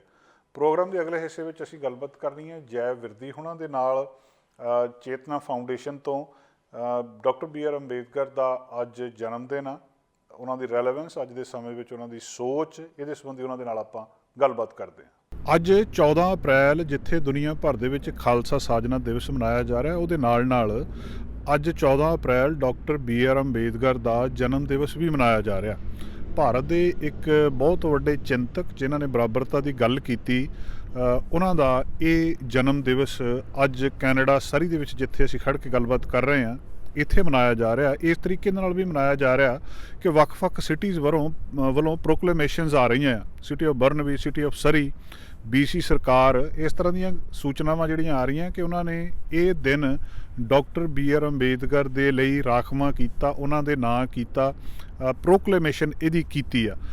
ਇਹਦੇ ਸੰਬੰਧੀ ਅਸੀਂ ਚੇਤਨਾ ਐਸੋਸੀਏਸ਼ਨ ਤੋਂ ਜੈ ਬਿਰਦੀ ਹੁਣਾਂ ਨਾਲ ਗੱਲਬਾਤ ਕਰਦੇ ਹਾਂ ਕਿ ਇੱਥੇ ਅੱਜ ਕੈਨੇਡਾ ਦੇ ਵਿੱਚ ਜਿਹੜਾ ਕਿ ਇੱਕ ਬਹੁਤ ਵਿਕਸਿਤ ਮੁਲਕ ਆ, ਸਾਰੇ ਬਰਾਬਰ ਨੇ, ਇੱਥੇ ਡਾਕਟਰ BR ਅੰਬੇਦਕਰ ਦੀ ਉਸ ਸੈਲੀਬ੍ਰੇਸ਼ਨ ਨੂੰ ਅਸੀਂ ਸਿਰਫ ਸੈਰੇਮੋਨੀਅਲ ਟਾਈਪ ਕਰ ਰਹੇ ਹਾਂ, ਇੱਕ ਮਨਾਉਣ ਲਈ ਕਰ ਰਹੇ ਹਾਂ, ਜਾਂ ਉਹ ਸੋਚ ਦੀ ਅੱਜ ਇੱਥੇ ਵੀ ਲੋੜ ਹੈਗੀ ਆ। ਜੈ ਬਿਰਦੀ ਜੀ, ਸਾਨੂੰ ਦੱਸਿਓ ਕਿ ਇਹ ਜਿਹੜੇ ਦਿਲ ਪ੍ਰੋਕਲੇਮੇ ਹੋ ਰਹੇ ਆ, ਤੁਸੀਂ ਇਹਦੇ ਲਈ ਅਪਲਾਈ ਕਰਦੇ ਆ, ਇਹ ਕੀ ਇੱਥੇ ਹੁਣ ਇਹਦੀ ਅੱਜ ਇੱਥੇ ਸਾਰਥਕਤਾ ਕੀ ਸਮਝਦੇ ਹੋ ਤੁਸੀਂ ਡਾਕਟਰ BR ਅੰਬੇਦਕਰ ਦੀ ਉਸ ਸੋਚ ਦੀ? ਜਸਕਰਨ ਜੀ, ਪਹਿਲਾਂ ਤਾਂ ਤੁਹਾਡਾ ਧੰਨਵਾਦ, ਅਤੇ ਤੁਹਾਨੂੰ ਅਤੇ ਤੁਹਾਡੇ ਸਾਰੇ ਸਰੋਤਿਆਂ ਨੂੰ ਅੱਜ ਖਾਲਸਾ ਦਿਵਸ 'ਤੇ ਬਾਬਾ ਸਾਹਿਬ ਡਾਕਟਰ ਅੰਬੇਦਕਰ ਜੀ ਦੇ ਜਨਮ ਦਿਨ 'ਤੇ ਬਹੁਤ-ਬਹੁਤ ਵਧਾਈਆਂ। ਇਹ ਵੀ ਗੱਲ ਹੈ ਕਿ ਜਿੱਥੇ ਬਾਬਾ ਸਾਹਿਬ ਡਾਕਟਰ ਅੰਬੇਦਕਰ ਜੀ ਨੇ ਆਪਣੀ ਜ਼ਿੰਦਗੀ ਇਕੁਆਲਿਟੀ ਲਿਆਉਣ ਦੇ ਵਿੱਚ ਲੜੀ, ਉੱਥੇ ਜੇਕਰ ਅਸੀਂ ਖਾਲਸਾ ਦਿਵਸ ਦੀ ਵੀ ਗੱਲ ਕਰਦੇ ਹੈ, ਉਹ ਵੀ ਇੱਕ ਇਕੁਆਲਿਟੀ, ਇਹਦੀ ਇੱਕ ਨੀਂਹ ਸੀਗੀ ਜਿੱਥੇ ਕਿ ਹਰ ਜਮਾਤ ਨੂੰ ਇਕੱਠੇ ਲੈ ਕੇ ਆਏ ਸੀ। ਦੂਸਰੀ ਗੱਲ ਇਹ ਹੈਗੀ ਕਿ ਚੇਤਨਾ ਦਾ ਜਿਹੜਾ ਰੋਲ ਹੈ, ਚੇਤਨਾ ਦਾ ਰੋਲ ਹੈਗਾ ਕਿ ਜੋ ਸਮਾਜ ਦੇ ਵਿੱਚ ਸਮੱਸਿਆਵਾਂ ਹੈਗੀਆਂ, ਖਾਸ ਕਰਕੇ ਨਾਮ ਬਰਾਬਰਤਾ ਦੀਆਂ, ਉੱਤੇ ਕੁਝ ਕੰਮ ਕੀਤਾ ਜਾਵੇ ਅਤੇ ਉਹ ਲੋਕਾਂ ਦੀ ਨਿਗਾਹ ਦੇ ਵਿੱਚ ਲਿਆਂਦਾ ਜਾਵੇ। ਕਾਫੀ ਦੇਰ ਤੋਂ ਕੰਮ ਕਰ ਰਹੇ ਹਾਂ। ਸਾਡੇ ਹੋਰ ਵੀ ਜਿਹੜੇ ਸਿਸਟਰ ਆਰਗੇਨਾਈਜੇਸ਼ਨਸ ਹੈਗੀ, ਉਹ ਵੀ ਇੱਥੇ ਸਬਜੈਕਟ 'ਤੇ ਕੰਮ ਕਰ ਰਹੇ ਆ। ਕਈ ਦਫਾ ਅਸੀਂ ਰਲ ਕੇ ਵੀ ਕਰਦੇ ਹਾਂ, ਕਈ ਦਫਾ ਇੰਡੀਪੈਂਡੈਂਟਲੀ ਵੀ ਡਿਸੀਜਨ ਲੈਂਦੇ ਹਾਂ। ਅਤੇ ਇਹ ਜੋ ਸਟੈਪ ਅਸੀਂ 2 ਸਾਲ ਪਹਿਲਾਂ ਲਿਆ ਸੀਗਾ, ਇਹ 3rd ਈਅਰ ਹੈਗਾ, 3rd ਟਾਈਮ ਹੈ, ਉਹ ਅਸੀਂ ਸੋਚਿਆ ਕਿ ਅਸੀਂ ਫਾਰਮਲ ਲੈਵਲ 'ਤੇ, ਇੰਸਟੀਟਿਊਸ਼ਨਲ ਲੈਵਲ 'ਤੇ ਅਵੇਅਰਨੈਸ ਕ੍ਰੀਏਟ ਕਰੀਏ। ਕਿਉਂਕਿ ਜੇਕਰ ਅਸੀਂ ਇੰਡੀਵਿਜੂਅਲ ਲੈਵਲ 'ਤੇ ਗੱਲਬਾਤ ਕਰਦੇ ਹੈਗੇ ਜਾਂ ਫੈਮਿਲੀ ਲੈਵਲ 'ਤੇ ਜਾਂ ਲੋਕਲ ਲੈਵਲ 'ਤੇ ਗੱਲ ਕਰਦੇ, ਉਹ ਵੀ ਬਹੁਤ ਜ਼ਰੂਰੀ ਹੈ, ਰਾਈਟ, ਸਾਨੂੰ ਕਰਨ ਦੀ ਲੋੜ ਹੈਗੀ ਆ। ਪਰ ਸਾਨੂੰ ਇੰਸਟੀਟਿਊਸ਼ਨਲ ਲੈਵਲ 'ਤੇ ਵੀ ਗੱਲਬਾਤ ਕਰਨ ਦੀ ਲੋੜ ਹੈ, ਤਾਂ ਕਿ ਅਸੀਂ ਜਾਣਾ ਕਿ ਜਿਹੜੇ ਸਮਾਜ ਦੀਆਂ ਰਿਸੋਰਸਿਸ ਹੈਗੀਆਂ ਅਤੇ ਸਮਾਜ ਦੇ ਜਿਹੜੇ ਥਿੰਕ ਟੈਂਕਸ ਹੈਗੇ ਆ, ਉਸ ਨੂੰ ਵੀ ਵਿੱਚ ਨਾਲ ਜੋੜ ਕੇ ਚੇਂਜਸ ਲੈ ਕੇ ਆਈਏ। ਜਿੱਥੇ ਤੱਕ ਤੁਹਾਡਾ ਸਵਾਲ ਹੈ ਕਿ ਇਹ ਸੈਰੇਮੋਨੀਅਲ ਹੈਗਾ ਜਾਂ ਇਹ ਸਿਰਫ ਇਹਦਾ ਕੋਈ ਮਤਲਬ ਵੀ ਹੈ, ਮੇਰੇ ਖਿਆਲ ਵਿੱਚ ਦੋਨੇ ਹੀ ਆ। ਇੱਕ ਤਾਂ ਸੈਰੇਮੋਨੀਅਲ ਹੈ ਕਿਉਂਕਿ ਸਾਨੂੰ ਸੈਲੀਬ੍ਰੇਟ ਕਰਨ ਦੀ ਲੋੜ ਹੈ, ਕਿਉਂਕਿ ਜੇ ਮਹਾਂਪੁਰਸ਼ ਜਿਨ੍ਹਾਂ ਨੇ ਇੱਕ ਸਾਡੇ ਲਈ ਕੰਮ ਕੀਤਾ, ਅਸੀਂ ਉਹਨਾਂ ਨੂੰ ਨਮਨ ਕਰਦੇ ਹਾਂ, ਸਲੂਟ ਕਰਦੇ ਹਾਂ। In that sense it is ceremonial. ਦੂਸਰੀ ਗੱਲ ਇਹ ਹੈਗੀ ਆ ਕਿ ਜੇਕਰ ਅਸੀਂ ਦੇਖਦੇ ਹੈਗੇ ਹਾਂ, ਜਿੱਦਾਂ ਗੁਰੂ ਰਵਿਦਾਸ ਜੀ ਨੇ ਬੇਗਮਪੁਰਾ ਦੀ ਗੱਲ ਕੀਤੀ, ਖਾਲਸਾ ਦਿਵਸ ਦੀ ਗੱਲ ਜੇਕਰ ਕਰਦੇ ਹੈਗੇ, ਉਹ ਵੀ ਬਰਾਬਰਤਾ ਦੀ ਗੱਲਬਾਤ ਕੀਤੀ। ਬਾਬਾ ਸਾਹਿਬ ਡਾਕਟਰ ਅੰਬੇਦਕਰ ਆਪਣੀ ਕੌਨਸਟੀਟਿਊਸ਼ਨ ਦੇ ਵਿੱਚ ਇਕੁਆਲਿਟੀ ਦੀ ਗੱਲਬਾਤ ਲੈ ਕੇ ਆਏ। ਕਾਫੀ ਗੱਲਾਂ ਚੇਂਜਸ ਹੋਈਆਂ, ਅੱਗੇ ਦਾ ਨਾਲੋਂ ਸਿਸਟਮ ਦੇ ਬਹੁਤ ਚੇਂਜਸ ਹੈਗੀਆਂ। ਪਰ ਜੇਕਰ ਅਸੀਂ ਗਲੋਬਲ ਲੈਵਲ 'ਤੇ ਜੇਕਰ ਦੇਖਦੇ ਹੈਗੇ, ਮੰਨ ਲਓ ਅਸੀਂ ਇੰਡੀਆ ਦੀ ਗੱਲ ਨਹੀਂ ਕਰਦੇ, ਇੱਥੇ ਸਰੀ ਦੇ ਵਿੱਚ ਗੱਲ ਕਰ ਰਹੇ, ਕੈਨੇਡਾ ਦੀ ਗੱਲ ਕਰ ਰਹੇ ਹੈਗੇ ਹਾਂ ਕਿ ਕੈਨੇਡਾ ਦੇ ਵਿੱਚ ਇਕੁਆਲਿਟੀ ਆ ਗਈ ਹੈ। ਹਜੇ ਤੱਕ ਆਪਾਂ ਜੈਂਡਰ ਇਸ਼ੂਜ਼ ਦੀ ਗੱਲ ਕਰ ਰਹੇ ਹੈਗੇ ਹਾਂ। ਜੇਕਰ ਪੋਲੀਟੀਕਲ ਰੈਪਰੈਜ਼ੈਂਟੇਸ਼ਨ ਦੇ ਵਿੱਚ ਜੈਂਡਰ ਦੇ ਪਰਸਪੈਕਟਿਵ ਦੇਖਦੇ ਹਾਂ ਕੀ ਆ ਗਈ ਹੈ। ਇੱਥੇ ਦੀ ਜਿਹੜੀ ਇੰਡੀਜਨਸ ਕਮਿਊਨਿਟੀਜ਼ ਹੈਗੀਆਂ, ਕੀ ਉਹਨਾਂ ਨੂੰ ਜਿੱਦਾਂ ਨਾ ਕਿ ਵੀ ਬਰਾਬਰਤਾ ਮਿਲ ਰਹੀ ਹੈਗੀ ਆ, ਕੀ ਉਹਨਾਂ ਦੀ ਰਿਕਨਸੀਲੀਏਸ਼ਨ ਹੋਈ ਹੈ। ਮੇਰਾ ਕਹਿਣ ਦਾ ਮਤਲਬ ਉਹ ਸਮੱਸਿਆਵਾਂ ਹਜੇ ਵੀ ਹੈਗੀਆਂ। ਅਤੇ ਜਿਸ ਗੱਲ ਨੂੰ ਈਵਨ ਯੂਨਾਈਟਿਡ ਨੇਸ਼ਨਸ ਨੇ ਵੀ ਧਿਆਨ 'ਚ ਲਿਆਂਦਾ ਸੀਗਾ, ਅਤੇ ਉਹਨੇ ਜਿਹੜੇ ਆਪਣੇ ਗੋਲਸ ਬਣਾਏ ਸੀਗੇ 2030 ਸਸਟੇਨੇਬਲ ਗੋਲਸ ਸੀਗੇ, ਉਹਦੇ ਵਿੱਚ ਉਹਨੇ ਰੈਕਗਨਾਈਜ਼ ਕੀਤਾ ਕਿ ਗਲੋਬਲ ਇਨਇਕੁਆਲਿਟੀ ਹੈਗੀ ਹੈ। ਅਤੇ ਇਸ ਗੱਲ ਦੇ ਲਈ, ਕਿਉਂਕਿ ਇਹ ਸਮੱਸਿਆ ਇੱਕ ਸਿਰਫ ਲੋਕਲ ਹੀ ਨਹੀਂ, ਇਹ ਗਲੋਬਲ ਸਮੱਸਿਆ ਹੈਗੀ ਆ। ਅਤੇ ਸਾਡਾ ਜਿੱਦਾਂ ਨਾ ਕਿ ਫਰਜ਼ ਹੈਗਾ ਕਿ ਜਿਹੜੀ ਇਹ ਸਮੱਸਿਆ ਹੈਗੀ ਆ, ਅਤੇ ਸਾਨੂੰ ਜਿੱਦਾਂ ਨਾ ਕਿਤੇ ਪਰਸਨਲ ਲੈਵਲ 'ਤੇ, ਲੋਕਲ ਲੈਵਲ 'ਤੇ, ਯੂਨੀਵਰਸਲ ਲੈਵਲ 'ਤੇ ਕੰਮ ਕਰਨ ਦੀ ਲੋੜ ਹੈ, ਤਾਂ ਕਿ ਅਸੀਂ ਯੂਨਾਈਟਿਡ ਨੇਸ਼ਨਸ ਦੇ ਤੌਰ 'ਤੇ ਵੀ ਕੰਮ ਕਰ ਸਕੀਏ। ਅਤੇ ਜਿਹੜੀਆਂ ਲੋਕਲ ਗਵਰਨਮੈਂਟਸ ਹੈਗੀਆਂ, ਨੈਸ਼ਨਲ ਗਵਰਨਮੈਂਟਸ ਹੈਗੀਆਂ, ਉਹਨਾਂ ਨੂੰ ਵੀ ਐਨਕਰੇਜ ਅਤੇ ਇੰਸਪਾਇਰ ਕਰੀਏ ਕਿ ਤੁਸੀਂ ਇਹਦੇ ਵੱਲ ਵੀ ਧਿਆਨ ਦਿਓ। ਅੱਗੇ ਵੀ ਬਹੁਤ ਧਿਆਨ ਦੇ ਰਹੇ ਹੈਗੇ ਆ, ਪਰ ਹਜੇ ਵੀ ਕਈ ਕਮੀਆਂ, ਤਾਂ ਕਿ ਜਿੱਦਾਂ ਨਾ ਕਿ ਕਈ ਦਫਾ ਗੱਲਬਾਤ ਹੁੰਦੀ out of site out of mind. ਜੇਕਰ ਜਿੱਦਾਂ ਨਾ ਕੋਈ ਸਾਹਮਣੇ ਚੀਜ਼ ਨਹੀਂ ਹੈਗੀ ਤਾਂ ਸਾਡੇ ਦਿਮਾਗ ਦੇ ਵਿੱਚੋਂ ਨਿਕਲ ਜਾਂਦੀ ਹੈ। ਕਿਸੇ ਦਾ ਕੋਈ ਕਸੂਰ ਨਹੀਂ ਹੈਗਾ। ਚੇਤਨਾ ਦਾ ਮਕਸਦ ਇਹੀ ਹੈਗਾ ਕਿ ਜਿਹੜੇ ਜਿੱਦਾਂ ਨਾ ਕਿ ਵੀ ਆਊਟ ਆਫ ਸਾਈਟ ਨਹੀਂ ਰੱਖਣਾ, ਉਹ ਮਾਈਂਡ ਦੇ ਇਨਸਾਈਡ ਦੇ ਵਿੱਚ ਹੀ ਰੱਖਣਾ ਹੈਗਾ, ਤਾਂ ਕਿ ਸਾਡੇ ਧਿਆਨ ਦੇ ਵਿੱਚ ਵੀ ਰਵੇ, ਅਤੇ ਤਾਂ ਕਿ ਜਿਹੜੇ ਡਿਸੀਜਨ ਮੇਕਰਸ ਹੈਗੇ ਆ ਉਹ ਉਹਨਾਂ ਦੇ ਧਿਆਨ ਦੇ ਵਿੱਚ ਹੀ ਰਵੇ। ਇਹ ਸਾਡਾ ਜਿੱਦਾਂ ਕਿ ਵੀ ਮਕਸਦ ਹੈਗਾ। ਅਤੇ ਮੈਨੂੰ ਉਮੀਦ ਹੈ ਕਿ ਜਿਸ ਹਿਸਾਬ ਨਾਲ ਅਸੀਂ ਚੇਂਜਸ ਦੇਖ ਰਹੇ ਹਾਂ ਕਿ ਚੇਂਜਸ ਇਹ ਪੋਜ਼ੀਟਿਵ ਰਿਜ਼ਲਟ ਲੈ ਕੇ ਆਉਣਗੀਆਂ। ਕਈ ਚੇਂਜਸ ਆਈਆਂ ਵੀ ਹੈਗੀਆਂ, ਅਸੀਂ ਉਹਨਾਂ ਨੂੰ ਸਲੂਟ ਕਰਦੇ ਹਾਂ, ਸੈਲੀਬ੍ਰੇਟ ਕਰਦੇ ਹਾਂ। ਪਰ ਜਿੱਥੇ ਕਮੀਆਂ ਹੈਗੀਆਂ, ਅਸੀਂ ਉਹਦੇ ਵੱਲ ਵੀ ਧਿਆਨ ਦੇਣਾ ਚਾਹੁੰਦੇ ਹੈਗੇ ਹਾਂ, ਤਾਂ ਕਿ ਇਹਨਾਂ ਕਮੀਆਂ ਨੂੰ ਵੀ ਆਪਾਂ ਰਲ ਕੇ ਦੂਰ ਕਰ ਸਕੀਏ। ਡਾਕਟਰ ਬੀ ਆਰ ਅੰਬੇਦਕਰ ਨੂੰ ਇੱਕ ਖਾਸ, ਉਹਨਾਂ ਦੇ ਬਹੁਤ ਸਾਰੇ ਵੱਡੇ ਮਕਸਦ ਸੀਗੇ। ਇੱਕ ਆਮ ਤੌਰ 'ਤੇ ਲੋਕ ਉਹਨਾਂ ਨੂੰ ਇਸ ਗੱਲ ਦੇ ਲਈ ਜਾਣਦੇ ਆ ਕਿ ਜਿਹੜੇ ਲੋਕ ਜਿਨ੍ਹਾਂ ਨੂੰ ਕਿਹਾ ਜਾਂਦਾ ਸੀ ਵੀ ਲੋਕ ਬਾਕੀਆਂ ਦੇ ਬਰਾਬਰ ਨਹੀਂ ਆ, ਉਹਨਾਂ ਨੇ ਉਹਨਾਂ ਨੂੰ ਬਰਾਬਰਤਾ ਦਿੱਤੀ। ਉਹ ਜਿਹੜਾ ਕਾਸਟਿਜ਼ਮ ਦਾ ਇਸ਼ੂ ਇੰਡੀਆ ਦੇ ਵਿੱਚ ਹੈਗਾ ਜਾਂ ਸੀਗਾ, ਇੱਥੇ ਵੀ ਹੈਗਾ, ਅੱਜ ਦੀ ਕੈਨੇਡੀਅਨ ਸੁਸਾਇਟੀ ਦੇ ਵਿੱਚ ਵੀ ਹੈ। ਇਹ ਜਿਹੜੇ ਤੁਸੀਂ ਗੱਲ ਕੀਤੀ ਹੈ ਕਿ ਜੋ ਕਾਸਟ, ਪਹਿਲੀ ਤਾਂ ਗੱਲ ਮੈਂ ਇਹ ਕਹਿਣੀ ਚਾਹਾਂਗਾ ਕਿ ਬਾਬਾ ਸਾਹਿਬ ਡਾਕਟਰ ਅੰਬੇਦਕਰ ਉਹਨਾਂ ਨੂੰ ਜੇਕਰ ਸਿਰਫ ਦਲਿਤ ਆਈਕਨ ਹੀ ਕਹਿੰਦੇ ਆ ਤਾਂ ਉਹ ਇੱਕ ਇਨਜਸਟਿਸ ਹੈ। ਕਿਉਂਕਿ ਜਿਸ ਤਰ੍ਹਾਂ ਤੁਸੀਂ ਕਿਹਾ ਕਿ ਉਹਨਾਂ ਨੇ ਜਿੱਦਾਂ ਨਾ ਕਿ ਵਿਮਨ ਐਮਪਾਵਰਮੈਂਟ 'ਤੇ ਇਹੋ ਜਿਹੇ ਲੈਜਿਸਲੇਸ਼ਨ ਲੈ ਕੇ ਆਏ, RBI reserve bank of India 'ਤੇ ਕੰਮ ਕੀਤਾ, ਹੋਰ ਵੀ ਉਹਨੇ ਜਿੱਦਾਂ ਨਾ ਕਿ ਵੀ ਜਿਹੜੇ ਯੂਨੀਵਰਸਲ ਪ੍ਰੋਜੈਕਟਸ ਉੱਤੇ ਗੱਲਬਾਤ ਕੀਤੀ। ਇਸ ਕਰਕੇ ਇਨਜਸਟਿਸ ਹੋਏਗਾ। ਪਰ ਨਨ ਦਾ ਲੈਸ ਉਹਨਾਂ ਨੇ ਜਿਹੜੀ ਦਲਿਤ ਕਮਿਊਨਿਟੀ, ਪਿਛੜੀ ਹੋਈ ਕਮਿਊਨਿਟੀ ਸੀ, ਉਹਦੀ ਵੀ ਗੱਲ ਕੀਤੀ, ਉਹਨੂੰ ਜਿੱਦਾਂ ਨਾ ਕਿ ਮੋਰੇ ਲੈ ਕੇ ਵੀ ਆਏ ਹੈਗੇ। ਹੋ ਸਕਦਾ ਜਿੱਦਾਂ ਨਾ ਕਿ ਵੀ ਜਿੱਥੇ ਤੱਕ ਅਸੀਂ ਅੱਜ ਪਹੁੰਚ ਗਏ ਹੈਗੇ ਆ, ਉੱਥੇ ਤੱਕ ਨਾ ਪਹੁੰਚੇ, ਟਾਈਮ ਹੋਰ ਲੱਗਦਾ, ਸਦੀਆਂ ਵੀ ਲੱਗ ਸਕਦੀਆਂ ਸੀਗੀਆਂ। ਜਿੱਥੇ ਤੱਕ ਕੈਨੇਡਾ ਦੀ ਗੱਲਬਾਤ ਕੀਤੀ ਹੈਗੀ ਆ, ਇਟਸ ਇੰਟਰਸਟਿੰਗ, ਕਿਉਂਕਿ ਜੇਕਰ ਆਪਾਂ ਦੇਖਦੇ ਹੈਗੇ ਆ, ਮੰਨ ਲਓ ਵੀ ਜੋ ਮੈਂ ਸੁਣ 'ਚ ਆਇਆ, ਕਿਉਂਕਿ ਮੈਨੂੰ ਵੀ ਕੈਨੇਡਾ ਦੇ ਵਿੱਚ ਰਹਿੰਦਿਆਂ ਨੂੰ ਓਵਰ 40 ਈਅਰਸ ਹੋ ਗਏ ਕਿ ਮੈਂ ਇੰਡੀਆ ਦੇ ਬਾਰੇ ਜ਼ਿਆਦਾ ਨਹੀਂ ਕਹਿ ਸਕਦਾ, ਜੋ ਜਾਂਦਾ ਇੰਨਾ ਅਬਜ਼ਰਵ ਕਰਨ ਨੂੰ ਟਾਈਮ ਨਹੀਂ ਮਿਲਦਾ। ਪਰ ਜੋ ਆਪਦੇ ਬਜ਼ੁਰਗਾਂ ਦੇ ਕੋਲੋਂ ਸੁਣਦੇ ਸੀਗੇ, ਜਦੋਂ ਉਹਨਾਂ ਨੂੰ ਇੱਕ ਪਾਸੇ ਬਿਠਾਇਆ ਜਾਂਦਾ ਸੀਗਾ, ਅੱਜ ਉਹ ਗੱਲਾਂ ਨਹੀਂ ਹੈਗੀਆਂ। ਅੱਜ ਮੰਨ ਲਓ ਜੇਕਰ ਅਸੀਂ ਕਿਸੇ ਗੁਰਦੁਆਰੇ ਜਾਂਦੇ ਹੈਗੇ ਆ ਜਾਂ ਮੰਦਿਰ ਜਾਂਦੇ ਹੈਗੇ ਆ, ਜਾਂ ਆਪਾਂ ਬੈਠੇ ਵੀ ਹੈਗੇ ਆ, ਜ਼ਿਆਦਾ ਤੌਰ 'ਤੇ ਕੋਈ ਇਹ ਨਹੀਂ ਪੁੱਛਦਾ। ਹਾਂ, ਜਦੋਂ ਤੁਸੀਂ ਇੱਕ ਪਾਸੇ ਹੋ ਜਾਂਦੇ ਹੈਗੇ ਆ, ਫਿਰ ਜ਼ਰੂਰ ਪੁੱਛਦੇ ਯਾਰ ਉਹ ਕੌਣ ਬੰਦਾ ਸੀਗਾ, ਹੈ ਨਾ, ਉਹਦਾ ਜਿੱਦਾਂ ਗੋਤ ਕੀ ਆ, ਰਾਈਟ। ਅਤੇ ਜੇਕਰ ਮੈਰਿਜ ਟਾਈਮ 'ਤੇ ਗੱਲਬਾਤ ਖਾਸ ਕਰਕੇ ਸਮੱਸਿਆ ਆਉਂਦੀ ਹੈਗੀ ਆ, ਉਸ ਵੇਲੇ ਪੁੱਛਿਆ ਜਾਂਦਾ ਹੈਗਾ।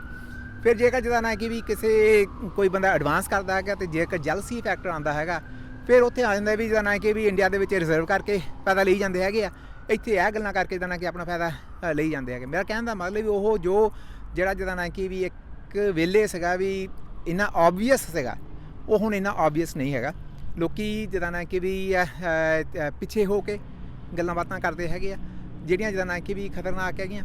ਦੂਸਰੀ ਗੱਲ ਮੈਂ ਧਿਆਨ ਦੇ ਵਿੱਚ ਲੈ ਕੇ ਆਉਣਾ ਚਾਹਾਂਗਾ ਕਿ ਦੁੱਖ ਦੀ ਗੱਲ ਹੈ, ਅਤੇ ਪਰ ਇਟਸ ਪਾਰਟ ਆਫ ਐਵੋਲੂਸ਼ਨ। ਮੈਂ ਇਹ ਵੀ ਕਹਿੰਦਾ ਜ਼ਿਆਦਾ ਵੀ ਨਹੀਂ ਦੁੱਖ ਹੁੰਦਾ, ਕਿਉਂਕਿ ਮੈਂ ਰੈਕਗਨਾਈਜ਼ ਕਰਦਾ ਪਾਰਟ ਆਫ ਐਵੋਲੂਸ਼ਨ ਆ। ਸਾਡਾ ਜਿਹੜਾ ਪੰਜਾਬੀ, ਮੈਂ ਕਲਚਰ ਨਹੀਂ ਕਹਾਂ, ਕਲਚਰ ਵਧੀਆ ਵੀ ਹੈਗਾ, ਪਰ ਉਹਦਾ ਜਿਹੜੇ ਕਲਚਰ ਦੇ ਕੁਝ ਹਿੱਸੇ ਹਨ, ਸਾਨੂੰ ਉਹਨਾਂ ਵੱਲ ਧਿਆਨ ਦੇਣ ਦੀ ਲੋੜ ਹੈ। ਕਿਉਂਕਿ ਕਲਚਰ ਨੂੰ ਰੈਪਰੈਜ਼ੈਂਟ ਕਰਦਾ ਇੱਕ ਆਰਟ ਹੋ ਗਿਆ, ਮਿਊਜ਼ਿਕ ਹੋ ਗਿਆ, ਰਾਈਟ। ਹੁਣ ਜੇਕਰ ਅਸੀਂ ਜਿਹੜਾ ਕਰੰਟ ਮਿਊਜ਼ਿਕ ਹੈ, ਮਿਊਜ਼ਿਕ ਦੇ ਵਿੱਚ ਆਪਾਂ ਕੀ ਅੱਜ ਕੱਲ੍ਹ ਦੇਖ ਰਹੇ ਹੈਗੇ, ਮੇਰਾ ਖਿਆਲ ਉਹਦੇ ਬਾਰੇ ਜ਼ਿਆਦਾ ਗੱਲ ਕਰਨ ਦੀ ਲੋੜ ਨਹੀਂ। ਇੱਕ ਹੀ ਜਾਣਾ ਕਿ ਵੀ ਵਰਗ ਨੂੰ ਇੰਨਾ ਗਲੋਰੀਫਾਈ ਕੀਤਾ ਜਾਂਦਾ ਹੈਗਾ ਤਾਂ ਕਿ ਜਾ ਕੇ ਦੂਜਾ ਜਦੋਂ ਵਰਗ ਦਾ ਸੋਚਦਾ ਯਾਰ ਇਹ ਗੱਲ ਕੀ ਹੈਗੀ, ਮੇਰੇ ਵਿੱਚ ਕੁਝ ਵੀ ਹੈ ਨਹੀਂ ਗਾ, ਰਾਈਟ। ਅਤੇ ਇਸ ਗੱਲ 'ਤੇ ਸਾਨੂੰ ਧਿਆਨ ਦੇਣ ਦੀ ਲੋੜ ਹੈ ਕਿ ਜਿਹੜਾ ਜਿੱਦਾਂ ਨਾ ਕਿਸੇ ਕਲਚਰ ਨੂੰ ਸੈਲੀਬ੍ਰੇਟ ਕਰ ਰਹੇ ਹੈਗੇ ਆ ਕਿ ਅਸੀਂ ਇੰਨਾ ਹੀ ਤਾਂ ਨਹੀਂ ਨੈਰੋ ਉਹਨੂੰ ਕਰ ਰਹੇ ਕਿ ਜਿੱਦਾਂ ਨਾ ਕਿ ਉਹਦੇ ਵਿੱਚੋਂ 5% ਨੂੰ ਹੀ ਲੋਕਾਂ ਨੂੰ ਫਾਇਦਾ ਹੁੰਦਾ ਹੈਗਾ, ਬਾਕੀ 95% ਲੋਕਾਂ ਦੇ ਵਿਊਜ਼ ਜਿਹੜੇ ਹੈਗੇ ਜਾਂ ਵਿਚਾਰ ਹੈਗੇ ਉਹਨਾਂ ਨੂੰ ਸਪਰੈਸ ਕੀਤਾ ਜਾਂਦਾ।